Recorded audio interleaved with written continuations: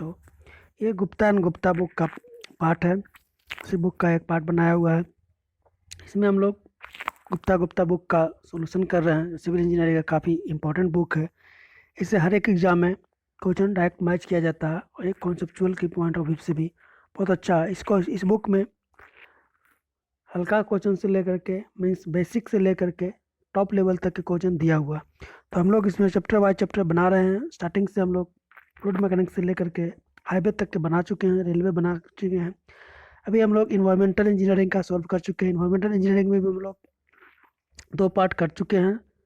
First part में हम लोग 1 से 50 तक के देखे थे। सेकंड पार्ट में हम लोग कॉमन से लेकर के 120 तक के देखे। थर्ड पार्ट में भी हम लोग शायद देख चुके हैं 120 से 121 से लेकर के 180 तक के।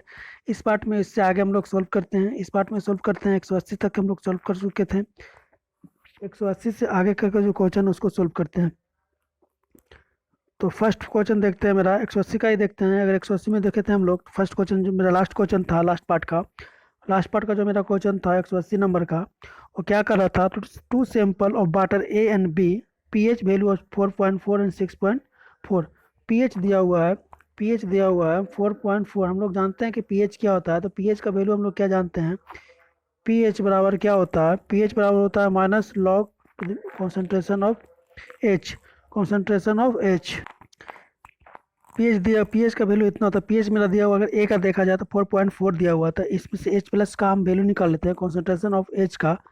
तो क्योंकि पूछ क्या रहा है इसमें, कॉन्सेंट्रेशन का पूछ रहा है कि ए और बी का जो कॉन्सेंट्रेशन है वो इसे कितना टाइम्स होगा वो पूछ रहा है।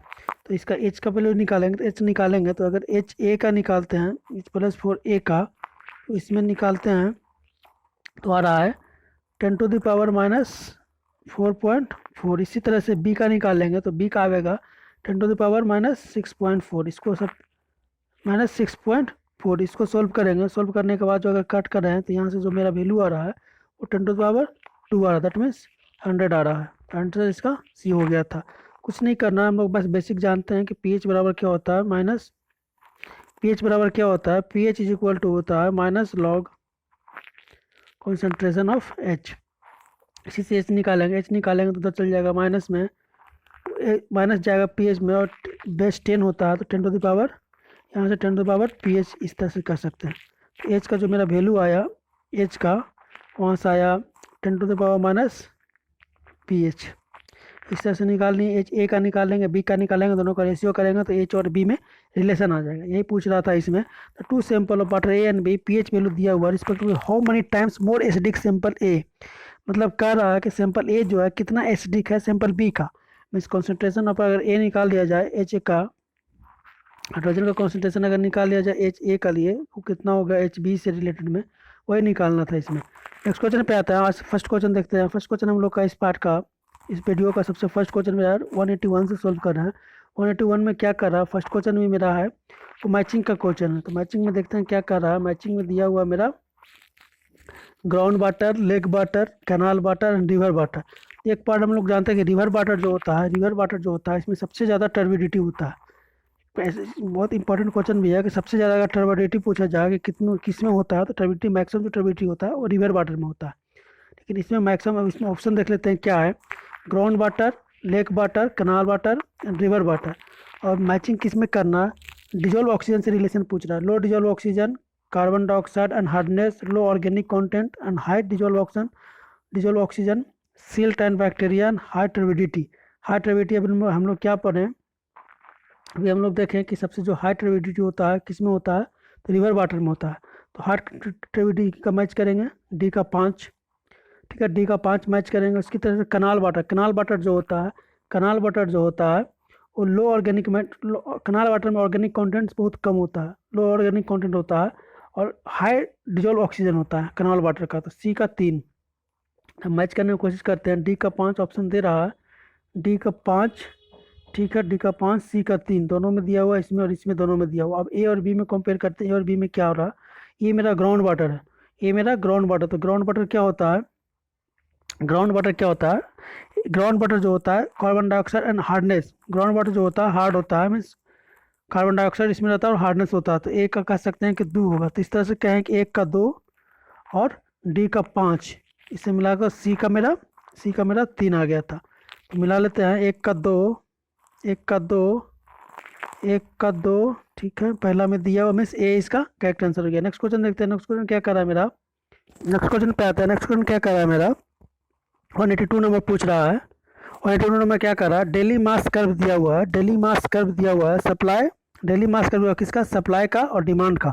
इसे दिया हुआ सप्लाई कर्व, ये दिया हुआ सप्लाई कर्व, ये दिया हुआ जो कर्व का जो पोर्शन है इसको दिया हुआ डिमांड कर्व, और एक स्टेट जो दिया हुआ है यहाँ से यहाँ तक ये सप्लाई कर्व। तो पूछ रहा है, अब क्या पूछ रहा है इसमें वो देखते हैं। पूछ रहा है minimum required capacity of the reservoir, minimum required capacity कितना होगा। और ये मेरा सप्लाई कर्व दिया हुआ है, ये मेरा सप्लाई कर्व है, ये मेरा डिमांड कर्व है। तो पूछ रहा है कि मिनिमम कैपेसिटी कितना होगा, मिनिमम रिक्वायर्ड कैपेसिटी इसका कितना होता है। मिनिमम का रिक्वायर्ड कैपेसिटी मेरा ये प्लस ये, अगर दोनों को जोड़ दिया जाए, ये रिक्वायर्ड दोनों को जोड़ दिया जाए तो उसी का जो होगा इस कर्व के लिए मिनिमम रिक्वायर्ड कैपेसिटी होगा, that is A plus B. यहाँ से ए प्लस बी देखते हैं कौन सा, A plus B, that is B answer हो गया। नेक्स्ट क्वेश्चन देखते हैं क्या कर रहा है। If present in water chlorination of water does not reduce, तो क्लोरिनेशन जो है वाटर का वो क्या रिड्यूस नहीं करता। तो chlorination of water does not reduce, chlorination of water does not reduce, इसमें कौन रिड्यूस नहीं करेगा। Chlorination of water does not reduce dissolve oxygen content, जो ऑक्सीजन कंटेंट है उसको रिड्यूस नहीं करेगा, डिजोल्व ऑक्सीजन जो है उसको रिड्यूस नहीं करेगा, मतलब डीओ जो है उसको रिड्यूस नहीं करेगा। नेक्स्ट क्वेश्चन देखते हैं, डिक्लोरिनेशन जो है वाटर इज अचीव्ड बाय, तो डिक्लोरिनेशन किससे अचीव किया जाता है वो पूछ रहा है। तो इसको SO2 से कर सकते हैं, SO2 से डिक्लोरिनेशन होता है। लेकिन इसमें ऑप्शन में क्या दिया हुआ है वो देखते हैं। Sodium thiosulphate, sodium hexametaphosphate, sodium bisulphate. तो इसमें जो होगा सोडियम थायोसल्फेट है जिसे डाइक्लोरिनेशन किया जाता है। प्लस में अगर सोडियम डाइऑक्साइड रहता तो उससे भी कर सकते हैं, सोडियम डाइऑक्साइड से भी डाइक्लोरिनेशन किया जाता है, डिक्लोरिनेशन किया जाता है, और सोडियम थायोसल्फेट से भी किया जाता है। तो इसका मोस्ट जो आंसर हो जाएगा, डिक्लोरिनेशन किससे किया जाता है, तो सोडियम थायोसल्फेट से। अगर इसी में अगर ऑप्शन रहता SO2 भी रहता तो उसका SO2 भी आंसर होता है, सोडियम डाइऑक्साइड। इस तरह से मेरा इसका एग्जैक्ट आंसर ये हो गया।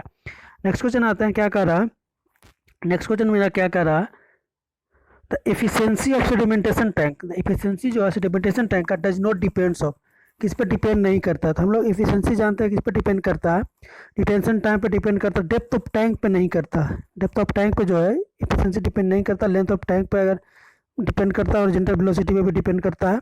सिर्फ डिपेंड नहीं करता तो डेप्थ ऑफ टैंक पे डिपेंड करता है, नहीं करता। तो एफिशिएंसी जो हो गया इसका, तो एफिशिएंसी हो गया सेडिमेंटेशन टैंक का, not depends on depth of tank, that is B इसका करेक्ट आंसर है। नेक्स्ट क्वेश्चन देखते हैं, which of the following treatment reduce salinity. Salinity क्या होता है, जो सैलिनिटी क्या होता है, साल्ट मिक्स इन वाटर, जो साल्ट मिक्स होता है वाटर में उसी को सैलिनिटी कहता है। सैलिनिटी को इंडिकेट किया जाता है किसमें, PPT में इंडिकेट किया जाता है। इसको और क्या कह सकते हैं, परसेंटेज पर थाउजेंड। इसको इंडिकेट कैसे करते हैं, इस तरह से इंडिकेट करते हैं, डबल नीचे में डबल होता है, परसेंटेज इसका जो होता है इसको इंडिकेट करते हैं इस तरह से। तो सैलिनिटी को इंडिकेट किया जाता है परसेंटेज पर थाउजेंड में, इस तरह से इसका सिंबल होता है, ये याद रखना है परसेंटेज का जो सैलिनिटी का। तो सैलिनिटी क्या होता है, कितना साल्ट मिक्स है वाटर में उसी को सैलिनिटी कहते हैं। इसका स्टैंडर्ड जो वैल्यू होता है सैलिनिटी का फॉर सी वाटर 35% होता है। अगर सी वाटर के लिए पूछ जाए सैलिनिटी फॉर सी वाटर, तो सी वाटर के लिए 35% होता है, दैट इज 35%। परसेंटेज इसमें होता है पर थाउजेंड में निकाला जाता है, ना कि पर 100 में, इसमें पर थाउजेंड में निकाला जाता है। अगर रिवर के लिए देखा जाए तो रिवर वाटर में जो सैलिनिटी होता है वो 0.5 होता है, 0.5% होता है। परसेंट बोले तो पार्ट पर थाउजेंड, PPT भी इसको इंडिकेट कर सकते हैं, PPT पार्ट पर थाउजेंड, ठीक है। तो 0.5 हो गया रिवर के लिए, अब 35 हो गया सी के लिए, समुद्र वाटर जो हो गया उसके लिए जो हो गया, सी वाटर के लिए 35 PPT हो जाएगा, और सी वाटर के लिए रिवर के लिए 0.5 हो जाता है। इसमें क्वेश्चन क्या कर रहा है, सैलिनिटी के बारे में हम लोग कितना जान गए। अब क्या है, which of the following treatment reduce the salinity, जो सैलिनिटी या किससे रिड्यूस करते हैं, तो फ्लुक्लेशन एंड सेडिमेंटेशन से रिड्यूस नहीं करते हैं, तो ये गलत हो गया। फिल्ट्रेशन से भी सैलिनिटी रिड्यूस नहीं होता, ये बैक्टीरिया वगैरह को रिमूव करने में काम आता है फिल्ट्रेशन।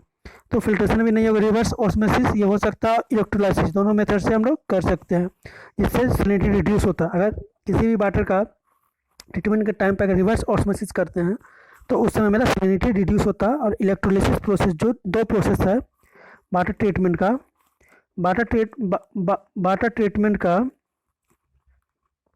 ट्रीटमेंट का जो दो मेथड है, एक रिवर्स ऑस्मोसिस मेथड, एक इलेक्ट्रोडायलिसिस मेथड, दोनों में जो होता है सैलिनिटी रिड्यूस होता है। तो 3 और 4 कह सकते हैं इसका सही है। तो 3 और 4 इसमें मेरा सही है, दैट इज बी इसका करेक्ट है। नेक्स्ट क्वेश्चन देखते हैं। नेक्स्ट क्वेश्चन क्या कर रहा है, a city supply 50,000 cubic metre of the water per day, ठीक है, it treated with chlorine dose 0.5 ppm। For this purpose, the requirement of 25% bleaching powder per day। कह रहा है कि एक सिटी है जहाँ पे टोटल वॉल्यूम मेरा 15,000 मीटर क्यूब सप्लाई करते हैं, ठीक है, पर डे, ठीक है।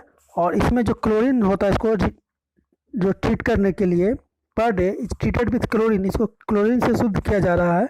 वो क्लोरीन जो लग रहा है 0.5 ppm लग रहा है, ठीक है। 0.5 ppm को क्या लिख सकते हैं, 0.5 ppm है, इसी को हम लोग क्या लिखते हैं, ppm मतलब होता है मिलीग्राम पर लीटर, 0.5 ppm लग रहा है, ppm।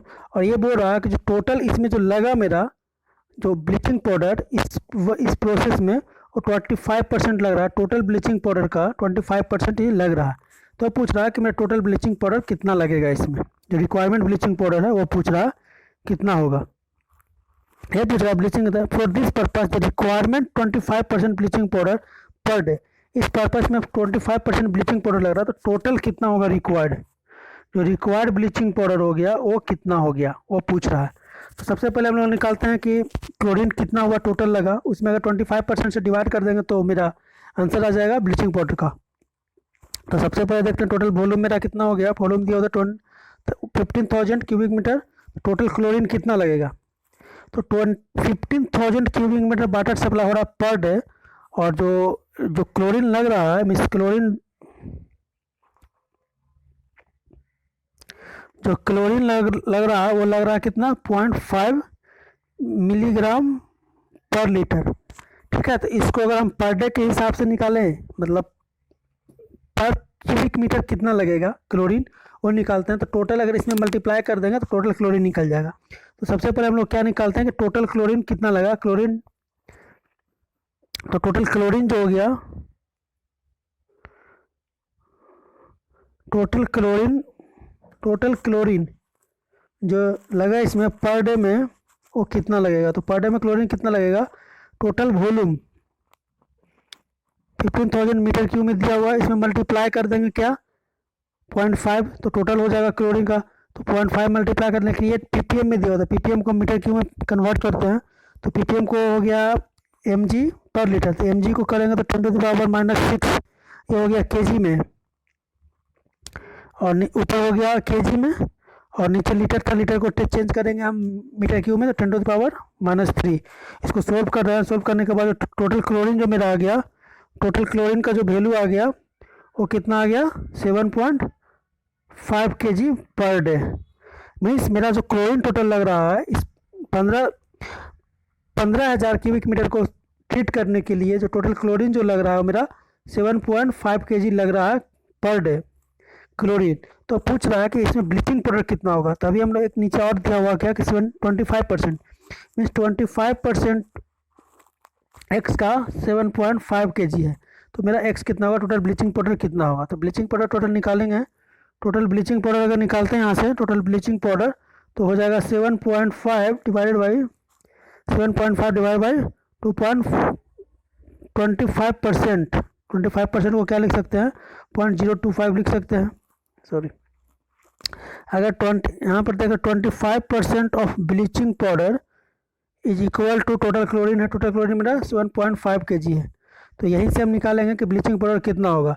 25 है नीचे, अगर इसको करेंगे तो 25 डिवाइड बाई 100, तो यहाँ से मल्टीप्लाई करके टोटल एक्स का वैल्यू निकाल सकते हैं। मीन्स ब्लीचिंग पाउडर टोटल कितना हो जाएगा मेरा 7.5 इंटू 100 डिवाइड बाई 25, 25 4 12 तो 30 kg टोटल ब्लीचिंग पाउडर आ गया। टोटल ब्लीचिंग पाउडर मेरा कितना आ गया, टोटल ब्लीचिंग पाउडर जो मेरा आ गया 30 kg आ गया। कैसे आया सिंपल, सबसे पहले क्लोरीन निकाल दिए, टोटल क्लोरीन कितना था 7.5 kg।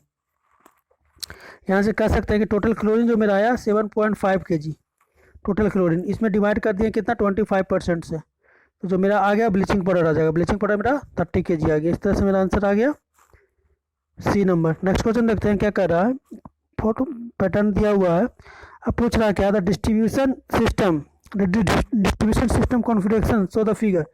जो फिगर दिया हुआ है ये कौन सा डिस्ट्रीब्यूशन सिस्टम को शो कर रहा है वो बोला है। तो ये तो पैटर्न दिख रहा है रेक्टेंगुलर पैटर्न टाइप का, तो जो इसमें शो करेगा वो ग्रिड आयरन शो करेगा। जो रेक्टेंगुलर पैटर्न है तो ग्रिड आयरन के लिए है, तो इस तरह से कह सकते हैं ग्रिड आयरन। ग्रिड आयरन कब रहता है, जब इरेगुलर रहता है। जब इरेगुलर रहता है तो ग्रिड आयरन होता है। रेडियल कब होता है, जब आउटर की ओर करता है। फिर रिंग क्या होता है, जब पेरिफेरियल की ओर मूव करता है तो उसको रिंग होता है। तो यहाँ पर देख सकते हैं कि डेड आयरन इरेगुलर के लिए, इरेगुलर पैटर्न के लिए, ग्रिड आयरन रेक्टेंगुलर पैटर्न के लिए, रेडियल आयरन जब आउटवर्ड मूवमेंट हो बार्डर का, रेडियल कब होगा जब सर्कमफ्रेंशियल मूवमेंट हो। तो इस तरह से चारों देख रहे हैं, इसका जो आंसर हो जाएगा वो बी होगा। नेक्स्ट क्वेश्चन पे आते हैं क्या कर रहा है, the result of the analysis of a sample of the water are given below. एक सैंपल का रिजल्ट दिया हुआ है, पूछ क्या रहा है इसमें, from the data given it can be inferred that water needs. जो डाटा दिया हुआ है इसमें से क्या नीड है, टू ट्रीटमेंट, अच्छा ट्रीटमेंट पूछ रहा है, to treatment except disinfection, infection को छोड़ करके, डिसइंफेक्शन को छोड़ करके बाकी, not treatment except disinfection. Means इस प्रोसेस में जो डाटा दिया हुआ है इसमें कोई ट्रीटमेंट की ज़रूरत नहीं है एक्सेप्ट डिसइंफेक्शन, ये पूछ रहा है। तो सबसे पहले देखते हैं कि जो लिमिट दिया हुआ है सारा का वो लिमिट सही है क्या नहीं है। अगर जिसका भी अगर लिमिट नहीं होगा सही, उसके लिए उसका ट्रीटमेंट करना पड़ेगा। तो सबसे पहले देखते हैं टर्बिडिटी का जो ट्रीटमेंट होता है वो सिलिका मेथड से होता है। जो इसका जो वैल्यू होता है टर्बिडिटी का लिमिट जो होता है, टर्बिडिटी का लिमिट कितना होता है 5 से लेकर के 10 ppm NTU तक, NTU इसका यूनिट होता है। तो 5 से 10 तक होता है, तो टर्बिडिटी का डाटा सही है। कलर क्या होता है, कलर जो होता है 1 से लेकर के, कलर जो होना चाहिए 1 से लेकर के कलर जो होगा 5 to 10 तक होता है, 5 to 25 तक होता है। अगर देखा जाए टर्बिडिटी तो 5 to 10, कलर 5 to 25, बट इसमें स्लाइटली येलोइश कलर तो ये भी सही है। पीएच का जो वैल्यू होना चाहिए वो 6.4 से लेकर के 8.4 के बीच में होना चाहिए, तो 7.4 ये भी सही है, इसके रेंज में आ रहा है, तो इसका भी ज़रूरत नहीं है। टेस्ट एंड ऑर्डर क्या होना चाहिए, 1 से लेकर 3 तक होना चाहिए, तो TON इसका यूनिट होता है। तो टेस्ट एंड ऑर्डर इंक से टेस्ट दिया हुआ ये भी सही है। इसको डिजोल्व सॉलिड का जो वैल्यू होता है, डिजोल्व सॉलिड का वैल्यू 450 दिया हुआ, जो कि इसका रेंज जो होता है डिजोल्व सॉलिड के लिए जो वैल्यू होता है वो इसका सही दिया हुआ। लिमिट में हार्डनेस जो होता है, टोटल हार्डनेस जो होता है फॉर ड्रिंकिंग वाटर के लिए 75 से लेकर के 115 तक होता है। तो यहाँ से एक गलत पकड़ाया क्या कि हार्डनेस जो होता है 200 दिया हुआ, जो कि इसका जो मैक्सिमम वैल्यू होता है 75 से लेकर के 115 तक होता है। तो एक हार्डनेस का टेस्ट करना पड़ेगा। क्लोराइड सही है। सल्फेट का लिमिट क्या, फ्लोराइड क्या होता है 1 से लेकर के 1.5 तक मैक्सिमम वैल्यू इसका होता है, ठीक है। नाइट्रेट का वैल्यू कितना होता है, नाइट्रेट का मैक्सिमम वैल्यू 45 तक होता है। तो मैग्नीशिया भी नहीं होगा, तो इसमें देख लेगा अब क्या क्या करना पड़ेगा। Treatment of removal of iron, disinfection तो सब में होता है, डिसइंफेक्शन लास्ट प्रोसेस होता है।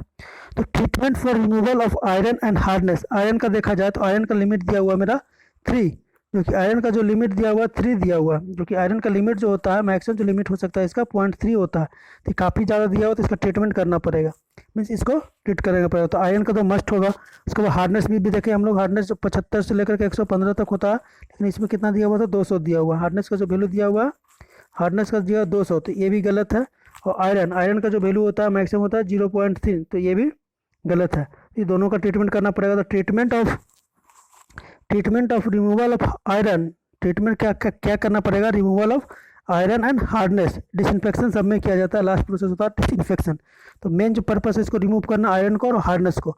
Treatment of removal of colour का तो सही दिया हुआ था, क्योंकि कलर का जो लिमिट होता है 1 से लेकर के 3 तक होता है। कलर का जो होता है 5 से लेकर के 25 तक होता है। टेस्ट एंड ऑर्डर का होता है 1 से लेकर के 3 तक। Treatment of removal of iron होगा, टेस्ट कलर नहीं होगा, टेस्ट नहीं होगा। तो यहाँ पर आयरन कह सकते हैं, एक मेजर चीज़ है एक आयरन और एक हार्डनेस। तो यहाँ से मेरा रिमूवल किसका क्या ग्राफ रहेगा, आयरन का और एक हार्डनेस का। तो एग्जैक्ट आंसर मेरा बी हो गया। नेक्स्ट क्वेश्चन देखते हैं मैचिंग का। मैचिंग में क्या कर रहा है, cast iron pipe, asbestos cement pipe, plain इनेट पाइप एंड जीआई पाइप। तो मैचिंग में बोल रहा है सिंपली इसमें ज्वाइंट कौन कौन सा होगा, कास्ट आयरन जो पाइप होता है उसमें कौन सा ज्वाइंट होता है ये पूछ रहा है।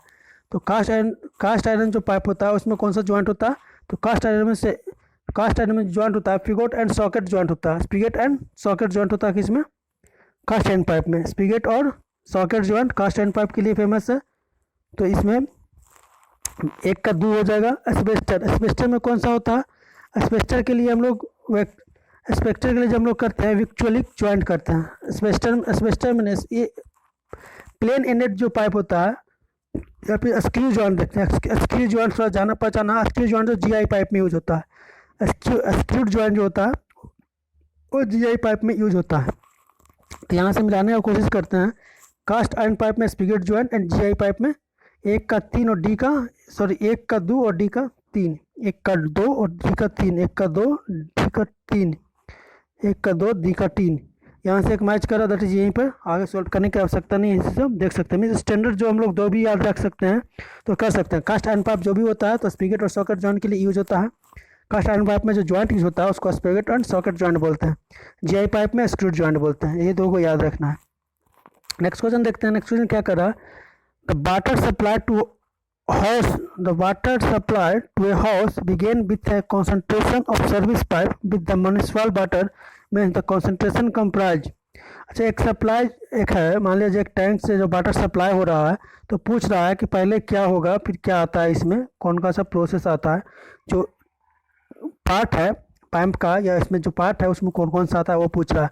The water supply to a house में सप्लाई किया जा रहा है विथ कनेक्शन दिया हुआ service pipe with the municipal water mains से यहाँ से अगर सर्विस जा रहा है तो घर तक जाने में कौन कौन सा पार्ट आएगा वो पूछ रहा है। तो सबसे पहले जो होता है, अगर वाटर मेन दिया हुआ तो सबसे पहले जो होता है फेरल होता है, इस तरह से बना हुआ था ये, ठीक है। तो सबसे पहले जो टर्म हो जाएगा वो फेरल हो जाएगा, दैट मीन्स फर्स्ट नंबर पे। और सबसे अंत में जो होगा वाटर मीटर जो होता है वो सबसे अंत में रहता है। मीन्स घर के पास जब आते हैं तो वहाँ पे वाटर मीटर लगता है। तो 3 सबसे पहले में होगा और 4 सबसे अंत में होगा। अगर इसे देखते हैं मैच करके तो मैच कर रहा है 3 सबसे फर्स्ट में और 4 लास्ट में, ठीक है। उसके बाद जो फिरल के बाद जो आता है, फिरल के बाद जो आ रहा है वो आता है नेक आएगा, क्योंकि इस तरह से बनता है, इसको फिरल बोलते हैं। ये पाइप में जो रहता है यहाँ से कनेक्शन रहता है मेन मेरा म्यूनिसिपल का, ये हो गया, इसको बोलते हैं फेरल, इसको बोलते हैं नेक, ठीक है। ये हो गया फेरल। इसके बाद आगे का जो हो गया स्टॉप कॉक हो गया, इसके पार्ट का आगे एक बनता है उसको स्टॉप कॉक बोलते हैं, फिर मीटर बोलते हैं। तो यहाँ से याद रख सकते हैं कि सबसे पहले मेरा फेरल हो गया, दैट इज 1 नंबर पे। उसके बाद 2 नंबर पे गुज नेक हो गया, स्टॉप 3 नंबर पे, 4 नंबर पे मीटर। तो कह सकते हैं कि 3 2 1 4 3 2 1 4 3 2 1 4 that is C. Next question क्या कर रहा है, which of the following when the coefficient of rugosity is increased from 0.01 to 0.02, the gradient of pipe of the given diameter to carry the same flow, the same velocity, means flow same है, velocity same है, तो पूछ रहा है कि gradient पे क्या effect पड़ेगा। तो हम लोग माइनिंग इक्वेशन से जानते हैं क्या होता है। माइनिंग इक्वेशन में एक पढ़े हुए हैं क्या होता है माइनिंग इक्वेशन क्या कहता है, v बराबर 1/n और 2/3 s 1/2। तो यहाँ से पूछ रहा है under same velocity will be, तो पूछ रहा है कि अगर ये मेरा चेंज होगा, इसी को कोफिशिएंट बोलते हैं, माइनिंग कोफिशिएंट बोलते हैं, या फिर रॉगिसिटी कोफिशिएंट बोलते हैं, या रॉगिसिटी बोलते हैं। तो ये माइनिंग कोफिशिएंट है ये, और इसमें रिलेशन पूछ रहा है। अगर ये कांस्टेंट है तो ये कांस्टेंट है। तो यहाँ से देख रहे हैं कि जो एन जो मेरा हो गया वो प्रोपोर्शनल हो गया S under square root S का। यहाँ से हम लोग क्या देख लिए, जो कोफिशिएंट था डायरेक्टली प्रोपोर्शनल हो गया 1/2 का। तो यहाँ से निकाल सकते हैं कि एस का वैल्यू पूछ रहा है कितना होगा। अगर जो n1 अगर 0.1 है, n2 मेरा 0.2 मीन्स दोगुना बढ़ रहा, तो कह सकते हैं कि S0 जो होगा, एस का जो वैल्यू होगा S1 divide by S2 is equal to S0 S1 square root S1 divide by S2 is equal to n1 divide by n2। यहाँ से n2 का वैल्यू निकालेंगे, n2 का जो वैल्यू आएगा 4 टाइम्स आएगा 4 टाइम्स, क्योंकि स्क्वायर इधर जाएगा तो 4 times of n1, sorry n 4 times यहाँ पे गलत हो गया। यहाँ पे ये देखिए हम लोग क्या देखें कि जो n है मेरा वो डायरेक्टली प्रोपोर्शनल है s का अंडर रूट का। s हम लोग का निकालना, तो s क्या होगा, s जो होगा स्क्वायर का प्रोपोर्शनल होगा। तो s जो होगा मीन्स s2 जो होगा 4 टाइम्स होगा s1 का, 4 टाइम्स होगा s1 का। ठीक है, तो 4 टाइम्स मेरा s1 हो गया, that is increase by 4 times. यहाँ से देख सकते हैं कि मेरा आंसर कौन सा हो गया, ए आ गया। नेक्स्ट क्वेश्चन देखते हैं क्या कर रहा है मैच का, फिर मैचिंग का क्वेश्चन है। कंक्रीट सीवर दिया हुआ, कौन कौन सा सीवर दिया हुआ, concrete sewer, stone where sewer, cast iron sewer and steel sewer, 4 तरह का सीवर दिया हुआ है। अब पूछ रहा है इसमें मैचिंग करने के बोल रहा है कि प्रॉपर्टी पूछ रहा है मटेरियल का, कि मटेरियल का प्रॉपर्टीज कौन सा होगा। पाइप दिया हुआ है और मटेरियल पूछ रहा है इसमें क्या होगा। Can not withstand high external load, मतलब इसमें कौन है जो हाई एक्सटर्नल लोड को बियर नहीं करेगा। तो हाई एक्सटर्नल को बियर कौन नहीं करता है, एक्सटर्नल के लिए वो स्टील के लिए होता है, स्टील जो रिसीवर है वो नहीं करता है, हाई एक्सटर्नल हाई प्रेशर को या एक्सटर्नल लोड को नहीं बियर करता है। तो डी का मेरा 1 हो गया। स्टोन सीवर क्या करता है, स्टोन वेयर सीवर जो है, सॉरी ये स्टील सीवर तो करेगा ही, स्टील सीवर तो काफ़ी स्ट्रांग होता है। तो स्टील सीवर के लिए मेरा हो गया 1। और अगर देखा जाए कंक्रीट सीवर, तो कंक्रीट सीवर जो होता है unsuitable where soil containing excessive stone where sewer resistance to corrosion from the moist acid, corrosion resistance in most natural soil. तो जो इसमें जो अप्रोप्रिएट जो स्टोन वेयर के लिए है ये resistance to corrosion from most acidic, जब मोस्ट एसिडिक रहे तो उसमें स्टोन वाला यूज करते हैं, स्टोन वेयर यूज करते हैं। कास्ट आयरन सीवर कहाँ यूज करते हैं, कास्ट आयरन के जो प्रॉपर्टीज हो गया, तो कास्ट आयरन का जो सीवर है corrosion resistance in most natural soil, तो जहाँ पे कोरोजन को रेसिस्ट करने के लिए है जो मोस्ट नेचुरल सॉइल में उसको यूज करते हैं। सी का 2, तो देख रहे हैं कि बी का मेरा 3, सी का 2 और डी का 1। बी से शुरू करते हैं तो 3 2 1, तो ए का मेरा 4 हो जाएगा। तो ए का 4 3 2 1, दैट इज बी इसका करेक्ट आंसर हो गया। नेक्स्ट क्वेश्चन पे क्या कर रहा है, which of the flowing statement is true trickling filter sludge, trickling filter sludge के लिए कौन सा इसमें सही है। तो it has a compatibly low sludge volume index, जो ट्रिकलिंग फिल्टर होता है क्या वो लो स्लज वॉल्यूम इंडेक्स होता है कम्प्लीटली। तो which one of the flowing statement is true trickling filter, it has completely low sludge volume index, low sludge volume index लोगों से लगता है। आगे देखते हैं, it is more difficult to dewater than activated sludge, ये गलत है। It has compatibly low concentration of sludge, concentration of sludge low नहीं होता। इट बल्कि नहीं होता, दैट इज ए इसका मोस्ट स्टेटमेंट सही है। नेक्स्ट को देखते हैं, BOD is prefer to COD as an index of sewage concentration because, BOD को प्रीफर किया जाता है सीओडी के कंपेयर में, क्यों, इसका रीजन पूछ रहा है। तो क्या BOD represent both carbonaceous and nitrogenous organic matter by COD. तो सही है कि बीओडी रिप्रेजेंट करता है किसके लिए, दोनों के लिए होता है, कार्बन के लिए में तो कार्बोनेशियस है और नाइट्रोजन है, दोनों के लिए कार्बोनेशियस और नाइट्रोजनियस दोनों ऑर्गेनिक मैटर के लिए ये एलिजिबल होता है। बट सीओडी में indicate carbonaceous matter only, COD भी जो होता है सिर्फ इसके लिए इंडिकेट नहीं करता है, मीन्स कार्बोनेशियस नहीं होता, तो ये गलत है, इसके वजह से इसको प्रीफर नहीं दिया जाता है। नेक्स्ट है, BOD test is carried to perform and given more reliable result, जो बीओडी जो है जो रिजल्ट मोर रिलेबल देता है इसलिए इसका यूज करते हैं, इसको मोर प्रीफर देते हैं, नहीं इसका भी रीजन सही नहीं है। आगे की और देखते हैं क्या कर रहा है। BOD relates especially to putrescible organic matter, which is the most objectionable sewage constituent।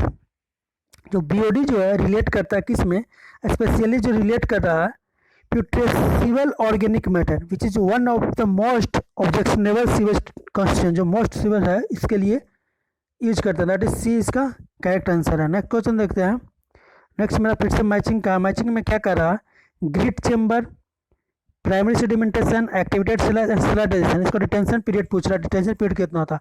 हम लोग जानते हैं कि सबसे कम जो डिटेंशन जो होता है, सबसे कम पीरियड जो होता है, डिटेंशन पीरियड या डिटेंशन टाइम बोलते हैं, ग्रेट चैम्बर का कितना होता है, 1 से 3 मिनट होता है।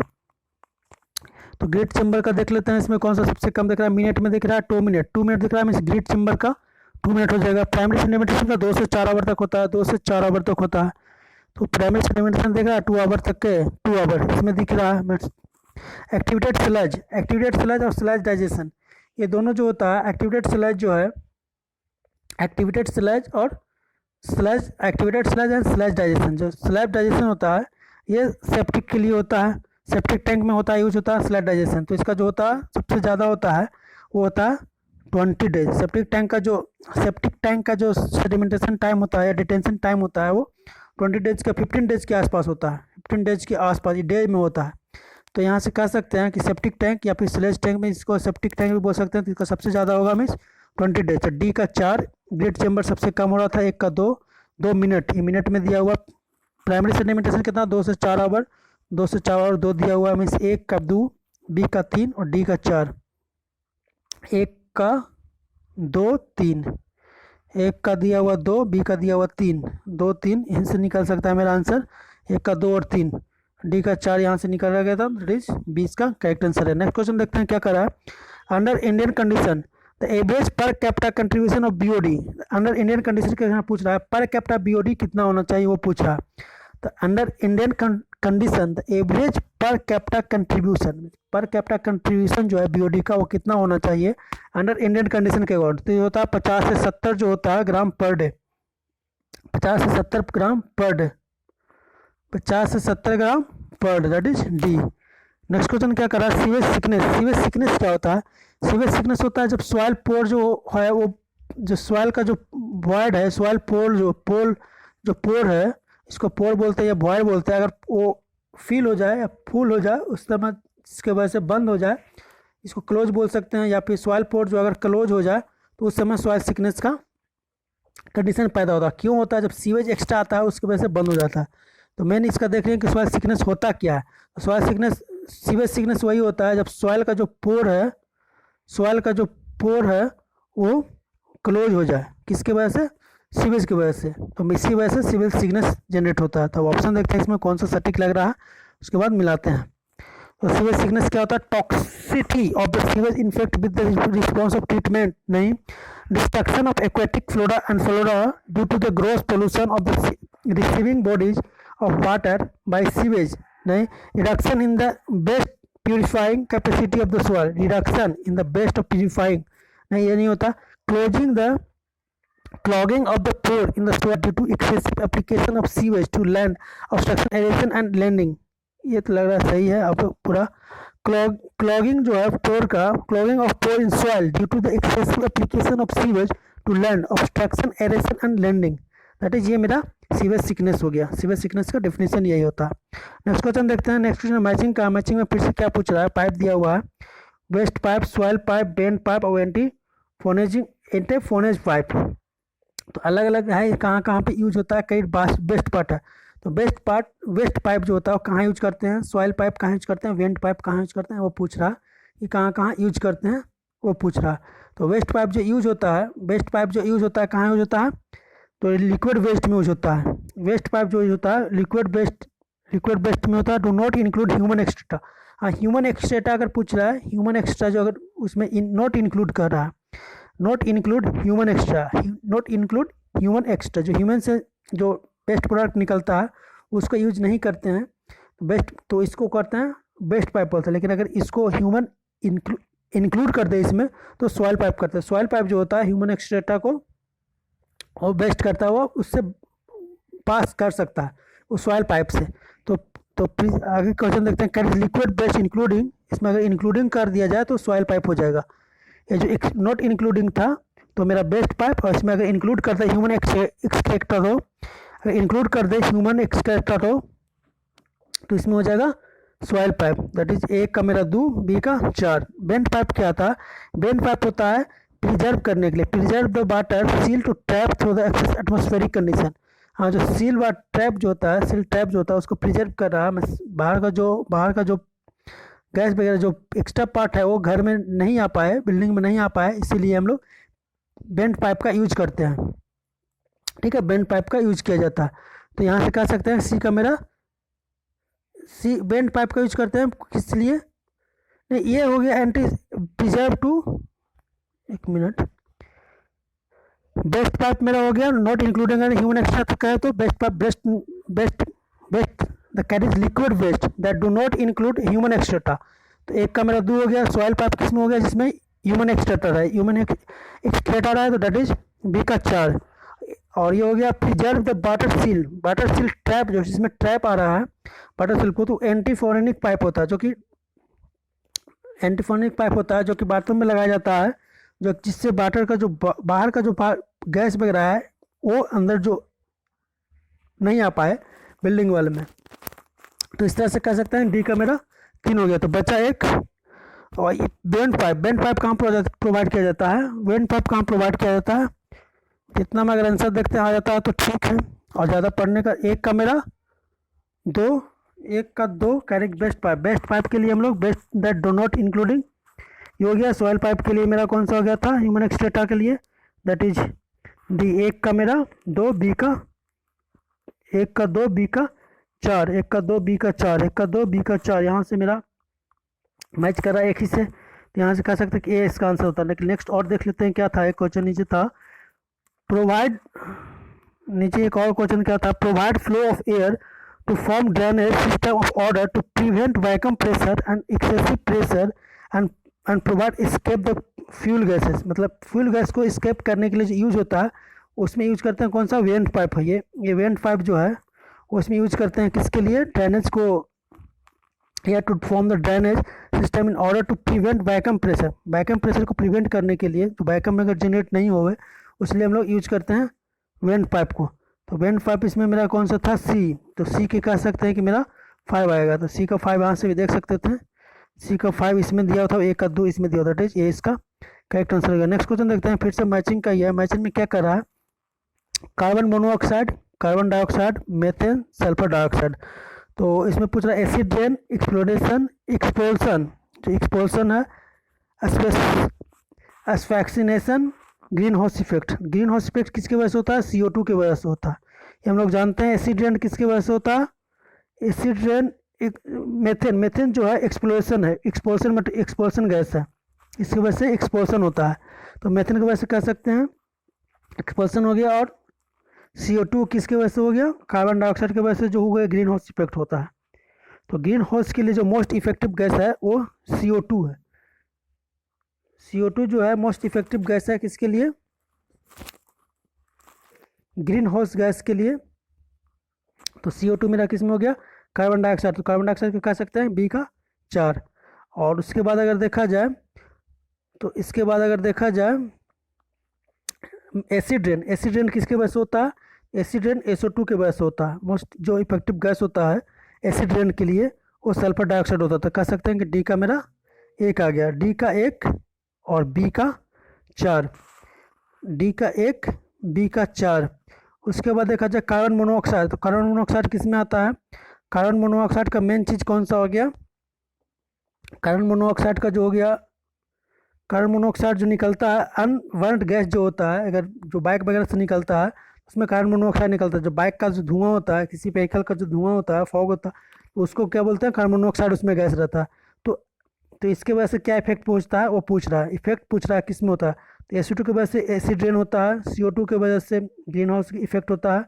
और मेथेन जो हो गया मेरा एक्सपल्सन हो गया। तो मेथेन एक्सपल्सन हो गया, तो सी का 2 यहाँ से कह सकते हैं कि बी का 4, सी का 2, डी का 1, यहाँ से मिलाते हैं। तो सी का मेरा कौन आ गया था, कार्बन डाइऑक्साइड का 4, सी का 4, सॉरी बी का 4, बी का 4 इसमें दिया हुआ है, ठीक है। मेथेन एक्सप्लोसन हो गया, मेथेन एक्सप्लोसन हो गया, तो सी का 2, ठीक है। डी का 1 एसिड रेन SO2 की वजह से, तो मेरा करेक्ट आंसर बी हो गया। नेक्स्ट क्वेश्चन देखते हैं क्या कर रहा है, consider the following statement regarding the confined aquifer. Confined aquifer में पूछ रहा है क्या होता है, the aquifer is bound at the top and below by impervious strata. अगर जो एक्वाफर होता है, कॉन्फाइंड एक्वाफर कैसा होता है, जो दो के बॉन्ड में रहता है, मीन्स इम्प्रीवियस डाटा है दोनों पट्टी, उससे बॉन्ड में जो रहता है उसको बोलते हैं क्या, कॉन्फाइंड एक्वाफर। तो ये तो सही है, कॉन्फाइंड एक्वाफर इसी को बोलते हैं। क्योंकि दो ऊपर बॉन्ड रहता है। तो मेरा ये सही हो गया। The pressure of water in the pressure of water is greater than the atmospheric pressure. जो कन्फाइंड एक्वीफर का जो प्रेशर होता है वो ग्रेटर होता है किससे? एटमॉस्फेरिक प्रेशर से। ये भी सही है। तो बॉन्ड रहता है इसकी वजह से इसका जो प्रेशर होता है ज़्यादा होता है, प्रेशर जो होता है कन्फाइंड एक्वीफर का ज़्यादा होता है एटमॉस्फेरिक प्रेशर से। तो ये मेरा सही है, मीन्स फर्स्ट भी सही है और सेकंड भी सही है। देखते हैं क्या। ए tubewell sunk in such an aquifer start flowing always by itself। अगर जो संक कर रहा है कोई ट्यूबवेल तो एक्वीफर जो स्टार्ट ऑलवेज जो इटसेल्फ मतलब अपने खुद से ये फ्लो करना शुरू कर जाएगा। नहीं, ऐसा नहीं है, ये गलत है, मीन्स थर्ड गलत है। The aquifer is fully saturated. हाँ, एक्वीफर जो होता है फुल्ली सैचुरेटेड होता है। एक्वीफर जो है कन्फाइंड एक्वीफर जो है फुल्ली सैचुरेटेड होता है। तो इस तरह से कह सकते हैं कि मेरा एक सही है, दो सही है और चार सही है। तो 1 2 4 1 2 4 दैट इज सी करेक्ट है। नेक्स्ट क्वेश्चन पे आते हैं। नेक्स्ट क्वेश्चन क्या कर रहा है? Consider the flowing statement respect of slow sand filter. Slow sand filter का पूछ रहा है क्या होता है। तो quality wise they are more efficient than rapid sand filter. हाँ, क्वालिटी जो स्लो सैंड फिल्टर का हम लोग जानते हैं कि इफिशियंसी ज़्यादा होता है स्लो सैंड फिल्टर का किससे कंपेयर में efficiency of rapid sand filter. इसका जो इफिशियंसी होता है 98 to 99 होता है और जो रैपिड सैंड फिल्टर का जो इफिशियंसी होता है वो 80 से लेकर के 90 तक होता है। तो कह सकते हैं कि क्वालिटी वाइज जो होता है स्लो सैंड फिल्टर बेस्ट होता है। ठीक है। They need periodic back passing. Back passing जो होता है सिर्फ रैपिड में होता है। तो रैपिड सैंड फिल्टर जो होता है उसमें बैक पासिंग होता है। तो स्लो सैंड के लिए पूछ रहा था तो रैपिड इसमें होगा नहीं। Their flow rate is much smaller than the pressure filter. हाँ, मच स्मॉल स्लो रेट जो होता है इसका जो होता है स्लो सैंड फिल्टर का काफ़ी कम होता है रैपिड से भी, और इससे प्रेशर से और कम होता है। क्योंकि जो स्लो सैंड फिल्टर का देखा जाए फ्लो रेट तो इसका जो फ्लो रेट होता है 500 से लेकर के 750 तक होता है। इसमें लीटर पर आवर पर मीटर स्क्वायर। यहीं अगर हम लोग रैपिड का देखते हैं तो 1000 से लेकर के 1250 तक होता है। ये रैपिड को होता है। और इसी को अगर हम लोग प्रेशर फिल्टर का देखें तो प्रेशर फिल्टर का और काफ़ी ज़्यादा होता है। तो ये कह सकते हैं कि प्रेशर फिल्टर का कंपेयर में पूछ रहा है मच स्मॉलर होगा। तो प्रेशर फिल्टर में सबसे ज़्यादा फ्लो रेट जो होता है स्लो सैंड फिल्टर का सबसे कम होता है, फिर रैपिड का होता है, फिर प्रेशर का होता है। तो सबसे कम स्लो सैंड का होता है। तो मेरा ये भी सही है और ये भी सही है। बैक पासिंग किस में होता है? रैपिड में होता है। तो मेरा 2 नहीं होगा, 1 और 3 सही होगा। 1 और 3 देख लेते हैं किस में है। तो 1 और 3 मेरा सी में सही है। नेक्स्ट क्वेश्चन देखते हैं। Type 2 settling in water treatment. Type 2 क्या होता है? टाइप 2 सेटलिंग 4 तरह का होता है। Type 1, type 2, type 3, type 4। ठीक है। Type 1, type 2, type 3 and type 4। तो इसमें पूछ रहा है टाइप 2 सेटलिंग क्या होता है। टाइप 2 सेटलिंग का जो डिफिनेशन होता है वो डायलूटेड सस्पेंशन होता है। इसमें the settling of the flocculent particle in diluted suspension. ठीक है। Settling of discrete particle, discrete नहीं होता है। ये टाइप 1 का ये है। सेटलिंग ऑफ फ्लूक्लेंट पार्टिकल, जो फ्लूक्लेंट पार्टिकल है इन द डायलूटेड सस्पेंशन, इसी को सेटल किया जाता है। फ्लूक्लेंट पार्टिकल को जो सेटल किया जाता है उसको बोलते हैं type 2 settling. That is B इसका कैरेक्ट हो गया सेकंड का। नेक्स्ट है पूछ रहा है which of the following pair are correctly match. इसमें जो करेक्टली मैच कौन सा है? तो लाइम सोडा प्रोसेस हार्डनेस के लिए होता है। लाइम सोडा प्रोसेस किससे होता है? Hardness mean softness. ठीक है, एक मेरा सही है। नालकोंडा टेक्निक फ्लोराइड रिमूवल के लिए किया जाता है। ये भी मेरा सही है। नालकोंडा टेक्निक जो होता है फ्लोराइड कंटेंट के लिए निकाला जाता है, फ्लोराइड रिमूवल के लिए। एरेशन जो होता है, एरेशन जो है कोगुलेशन के लिए होता है। एरेशन में जो होता है मेरा H2S और मैग्नीज या आयरन गैस रिमूव होता है। एरेशन जो होता है H2S रिमूव किया जाता है, कोगुलेशन इसमें रिमूव नहीं होता है। तो एरेशन जो है मेरा H2S हाइड्रोजन सल्फाइड गैस या मैग्नीज जो गैस है लिक्विड उसको रिमूव किया जाता है एरेशन में बाय एयर प्रोसेस से होता है एरेशन। तो H2S और ये रहता तो इसको कह सकते हैं H2S रिमूव करने के कोगुलेशन नहीं होगा। तो इसका कह सकते हैं कि मेरा 3 गलत है। तो मेरा 1 सही हो गया, 2 सही हो गया।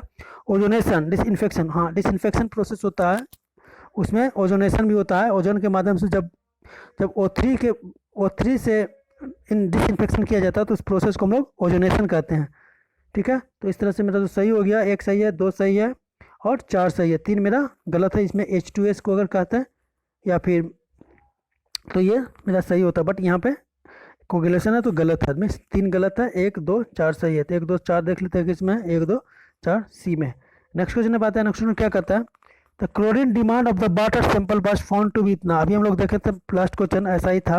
The amount of bleaching powder containing 30% available chlorine to be added to treated 1 litre of such water. 1 litre में 30% लग रहा है, तो पूछ रहा है कि 2.2 में कितना लगेगा।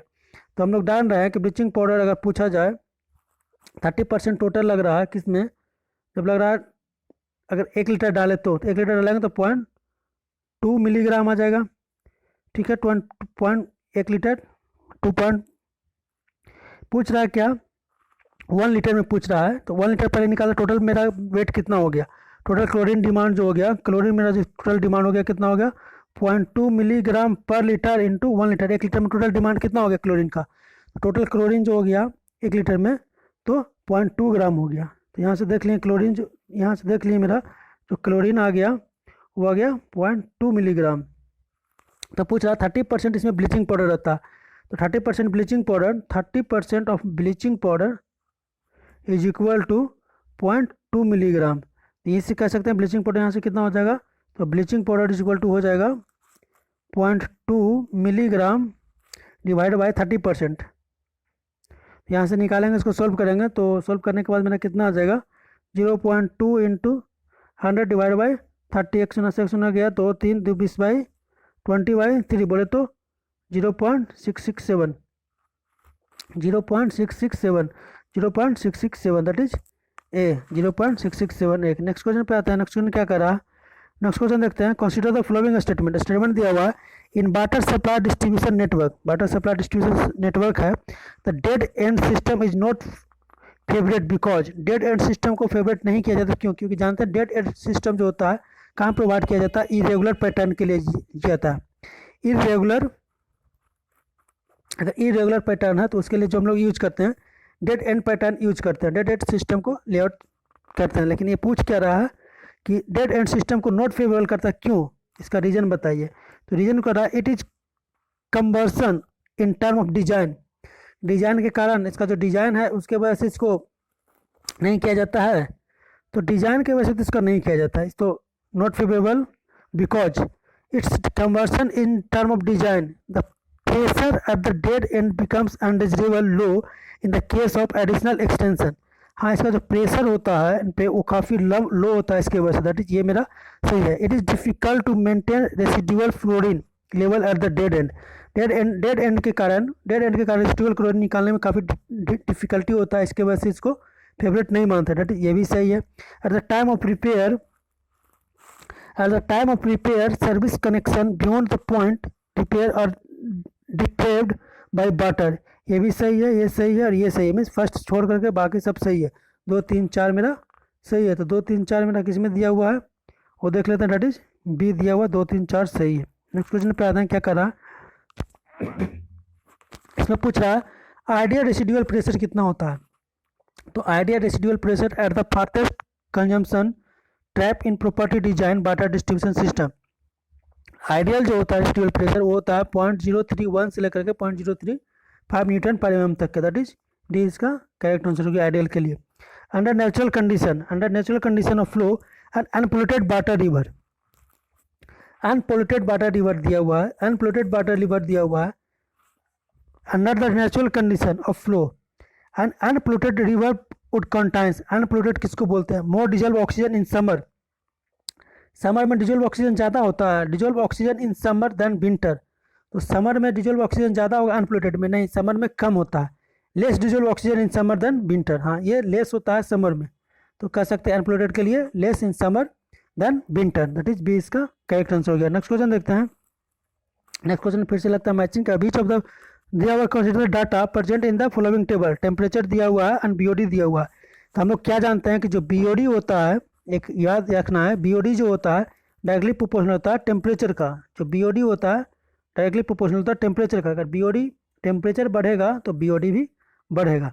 यहाँ पर देखते हैं क्या टेम्परेचर दिया हुआ है, बीओडी दिया हुआ है, टेम्परेचर 20 डिग्री सेल्सियस दिया हुआ है तो बीओडी मेरा 0.01 है, तो टेम्परेचर बढ़ा 30 किए हैं तो ये भी मेरा बढ़ गया, 10 था कम किए तो ये भी मेरा कम गया, तो कह सकते हैं कि ये दोनों रिलेशन मतलब सही है। तो ऑप्शन देखते हैं क्या कर रहा है, इफ द डाटा प्रेजेंट एव द वैल्यू के should have the remained constant, के का वैल्यू जो कांस्टेंट है, नहीं के का वैल्यू तो वेरी करेगा, क्योंकि के का जो वैल्यू होता है, के का जो वैल्यू होता है के T into 1.047 to the power T minus 20। Fresh में लिखे हैं तो के का जो वैल्यू होता है, के एट किसी टी पे निकालते हैं, किसी टाइम पे निकालते हैं, तो के जो स्टैंडर्ड होता है वो 20 पे इंटू 1.047 ये स्टैंडर्ड होता है, और 1.047 टी माइनस 20 इसका पावर होता है। टी का वैल्यू टेम्परेचर डिग्री सेल्सियस में, इसको जैसे वैल्यू डालेंगे इसका वैल्यू के का जो है चेंज होते जाएगा। तो कह सकते हैं कि रिमेंस कांस्टेंट नहीं होता है। तो यहाँ से कह सकते हैं कि रिमेंस कांस्टेंट नहीं, कांस्टेंट नहीं होता, क्योंकि ये वैल्यू जो है वेरी कर रहा है। के इज इक्वल होता है के 1.047 to the power T minus 20। ये गलत है। Should have decrease with increase temperature, temperature घटेगा तो क्या ये बढ़ेगा, नहीं, डायरेक्टली प्रोपोर्शनल होता है टेम्परेचर का, डायरेक्टली प्रोपोर्शनल तो टेम्परेचर का, तो ये भी बढ़ेगा तब ये बढ़ेगा, तो ये भी गलत है। Should have remain the same at 20 degree Celsius and 30 degree, कैसे सेम रहेगा, जब टेम्परेचर बढ़ रहा तो ये भी बढ़ेगा, दैट इज ये भी गलत है, डायरेक्टली प्रोपोर्शनल होता है टेम्परेचर का। Has follow the correct trend, has follow the correct trend, जो दिया हुआ ट्रेंड वो करेक्ट है, दैट इज ये मेरा सही है। जो दिया हुआ ट्रेंड के का वो मेरा सही है। रिएक्शन बीओडी रेट कांस्टेंट है, तो ये मेरा इंक्रीज कर रहा है टेम्परेचर के साथ। हम जानते हैं कि directly proportional to T and BOD directly proportional to T, तो यहाँ से कह सकते हैं जो ट्रेंड दिया हुआ वो करेक्ट है, तो मेरा डी करेक्ट हो गया। नेक्स्ट क्वेश्चन देखते हैं। For the combined sewage system एक sub sewer are preferred because, combined sewage में जो होता है, कंबाइंड अगर सीवेज निकालते हैं सिस्टम में तो एक से प्रीफर्ड क्यों करता है। हम लोग जानते हैं कि दो तरह का होता है, एक सेपरेट सीवेज सिस्टम होता है, एक कंबाइंड होता है। सेपरेट कब यूज करते हैं, जब हम लोग कम वाटर या कम सीवेज का पास हो, या फिर दो अलग अलग करते हैं, मीन्स रेन वाटर के लिए अलग और प्लम्बिंग के लिए अलग करते हैं, तो सेपरेट बनाते हैं, जो कि सर्कुलर फॉर्म में होता है। सेपरेट सीवेज जो होता है, सेपरेट सीवेज जो अगर निकालते हैं सेपरेट वाला, तो ये सर्कुलर होता है, ठीक है। लेकिन अगर कंबाइंड निकालते हैं तो ये मेरा एक शेप का होता है, मीन्स एक शेप का होता है। यही बोल रहा है कि कंबाइंड सीवेज में एक शेप क्यों कंसिडर किया जाता है, वो क्यों का जवाब पूछ रहा है, क्यों है। तो ऑप्शन देख रहे हैं क्या है, देयर कंस्ट्रक्शन इज इकोनॉमिकल, क्या कंस्ट्रक्शन इसका इकोनॉमिकल होता है, नहीं ऐसा नहीं है, इसके वजह से नहीं किया जाता है। नेक्स्ट देखते हैं, they are structurally more stable, ये स्ट्रक्चरली मोर स्टेबल है, नहीं इस तरह से इसका स्ट्रक्चर बनता है तो ये स्टेबल नहीं है। तो they are structurally more stable, नहीं ये तो मेन रीज़न नहीं है। देयर मेंटेनेंस इज ईजी, इसका मेंटेनेंस ईजी होता है, नहीं मेंटेनेंस ईजी नहीं होता है। सर्कुलर तो काफ़ी ईजी होगा, अगर सेपरेट निकालते हैं तो सर्कुलर काफ़ी ईजी होता है। They offer good flow velocity during dry weather flow, dry weather flow में अगर सिर्फ ड्राई वेदर फ्लो कर रहे हैं तो उस समय वेलोसिटी जो होता है काफ़ी अच्छा होता है। ये बोला दे offer good flow velocity during the dry, ये एग्जैक्ट कह सकते हैं कि हम लोग एक स्टेप लेने का मेन रीज़न जो है यही है कि दे ऑफर वेलोसिटी, जो ड्राई वेदर फ्लो जो है उसमें फ्लो जो वेलोसिटी है वो काफ़ी अच्छा था, इसका करेक्ट आंसर हो गया। नेक्स्ट क्वेश्चन देखते हैं। नेक्स्ट मैचिंग का है, मैचिंग का फिर से आगे, मैचिंग में क्या कर रहा है, मैचिंग का क्वेश्चन है।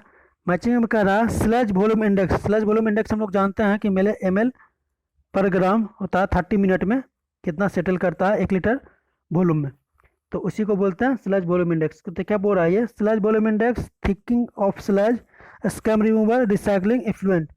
तो स्लज वॉल्यूम इंडेक्स जो होता है एक्टिवेटेड स्लज होता है, अब इसको छोटा करते हैं, पूरा ऑप्शन देखते हैं।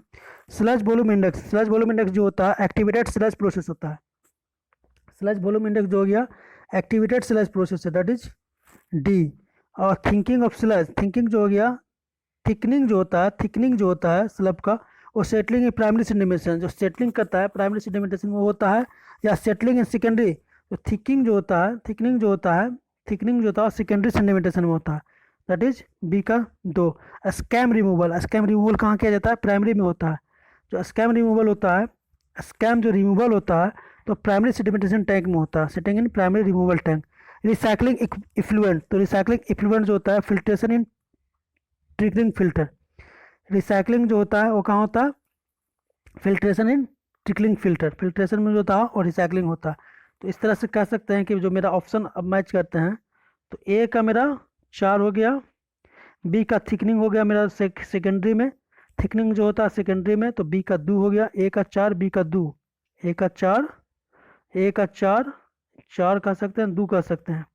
और क्या हो गया, सी का मेरा स्कैम रिमूवल, स्कैम रिमूवल कहाँ हो गया, प्राइमरी में, दैट इज 1 4 2 1, एक का 4 2 1, तो बी का मेरा फिल्ट्रेशन रिसाइकलिंग जो होगा फिल्टर 4 2 1 3, तो 4 2 1 3 ऑप्शन देख लेते हैं। 4 2 1 3 दैट इज बी इसका करेक्ट आंसर हो गया। नेक्स्ट क्वेश्चन पे आते हैं।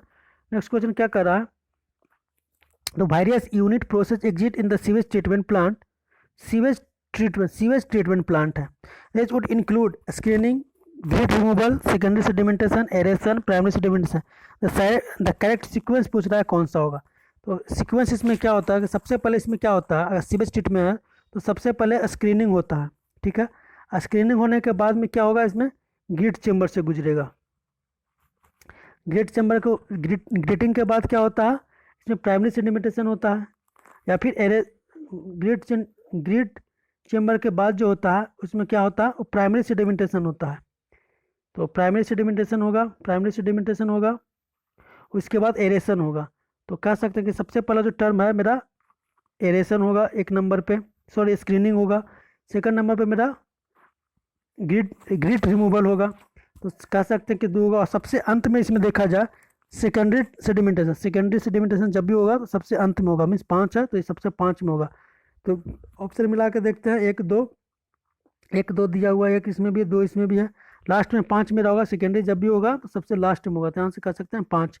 तो इस कह सकते हैं कि मेरा ए करेक्ट आंसर हो गया। ठीक है, तो याद रखना है कि सबसे पहला जो टर्म होता है स्क्रीनिंग होता है, स्क्रीनिंग के बाद ग्रेटिंग होगा, ग्रेटिंग के बाद क्या होगा, प्राइमरी सेडिमेंटेशन पीएसटी होगा, प्राइमरी सेडिमेंटेशन, उसके बाद एरेशन होगा, इसके बाद एरेशन होगा, इसके बाद सेकेंडरी ट्रीटमेंट होगा। तो मेरा आंसर हो गया एक। नेक्स्ट क्वेश्चन पे आते हैं। नेक्स्ट क्वेश्चन क्या दिया हुआ है, एरेशन बेसिन विथ वॉल्यूम दिया हुआ है मेरा 400 metre cube containing mixed liquid with suspended solid concentration 1000 milligram per litre, the amount of mixed liquid suspended solid. तो अमाउंट कितना होगा इसमें सस्पेंडेड सॉलिड का, वो पूछ रहा है।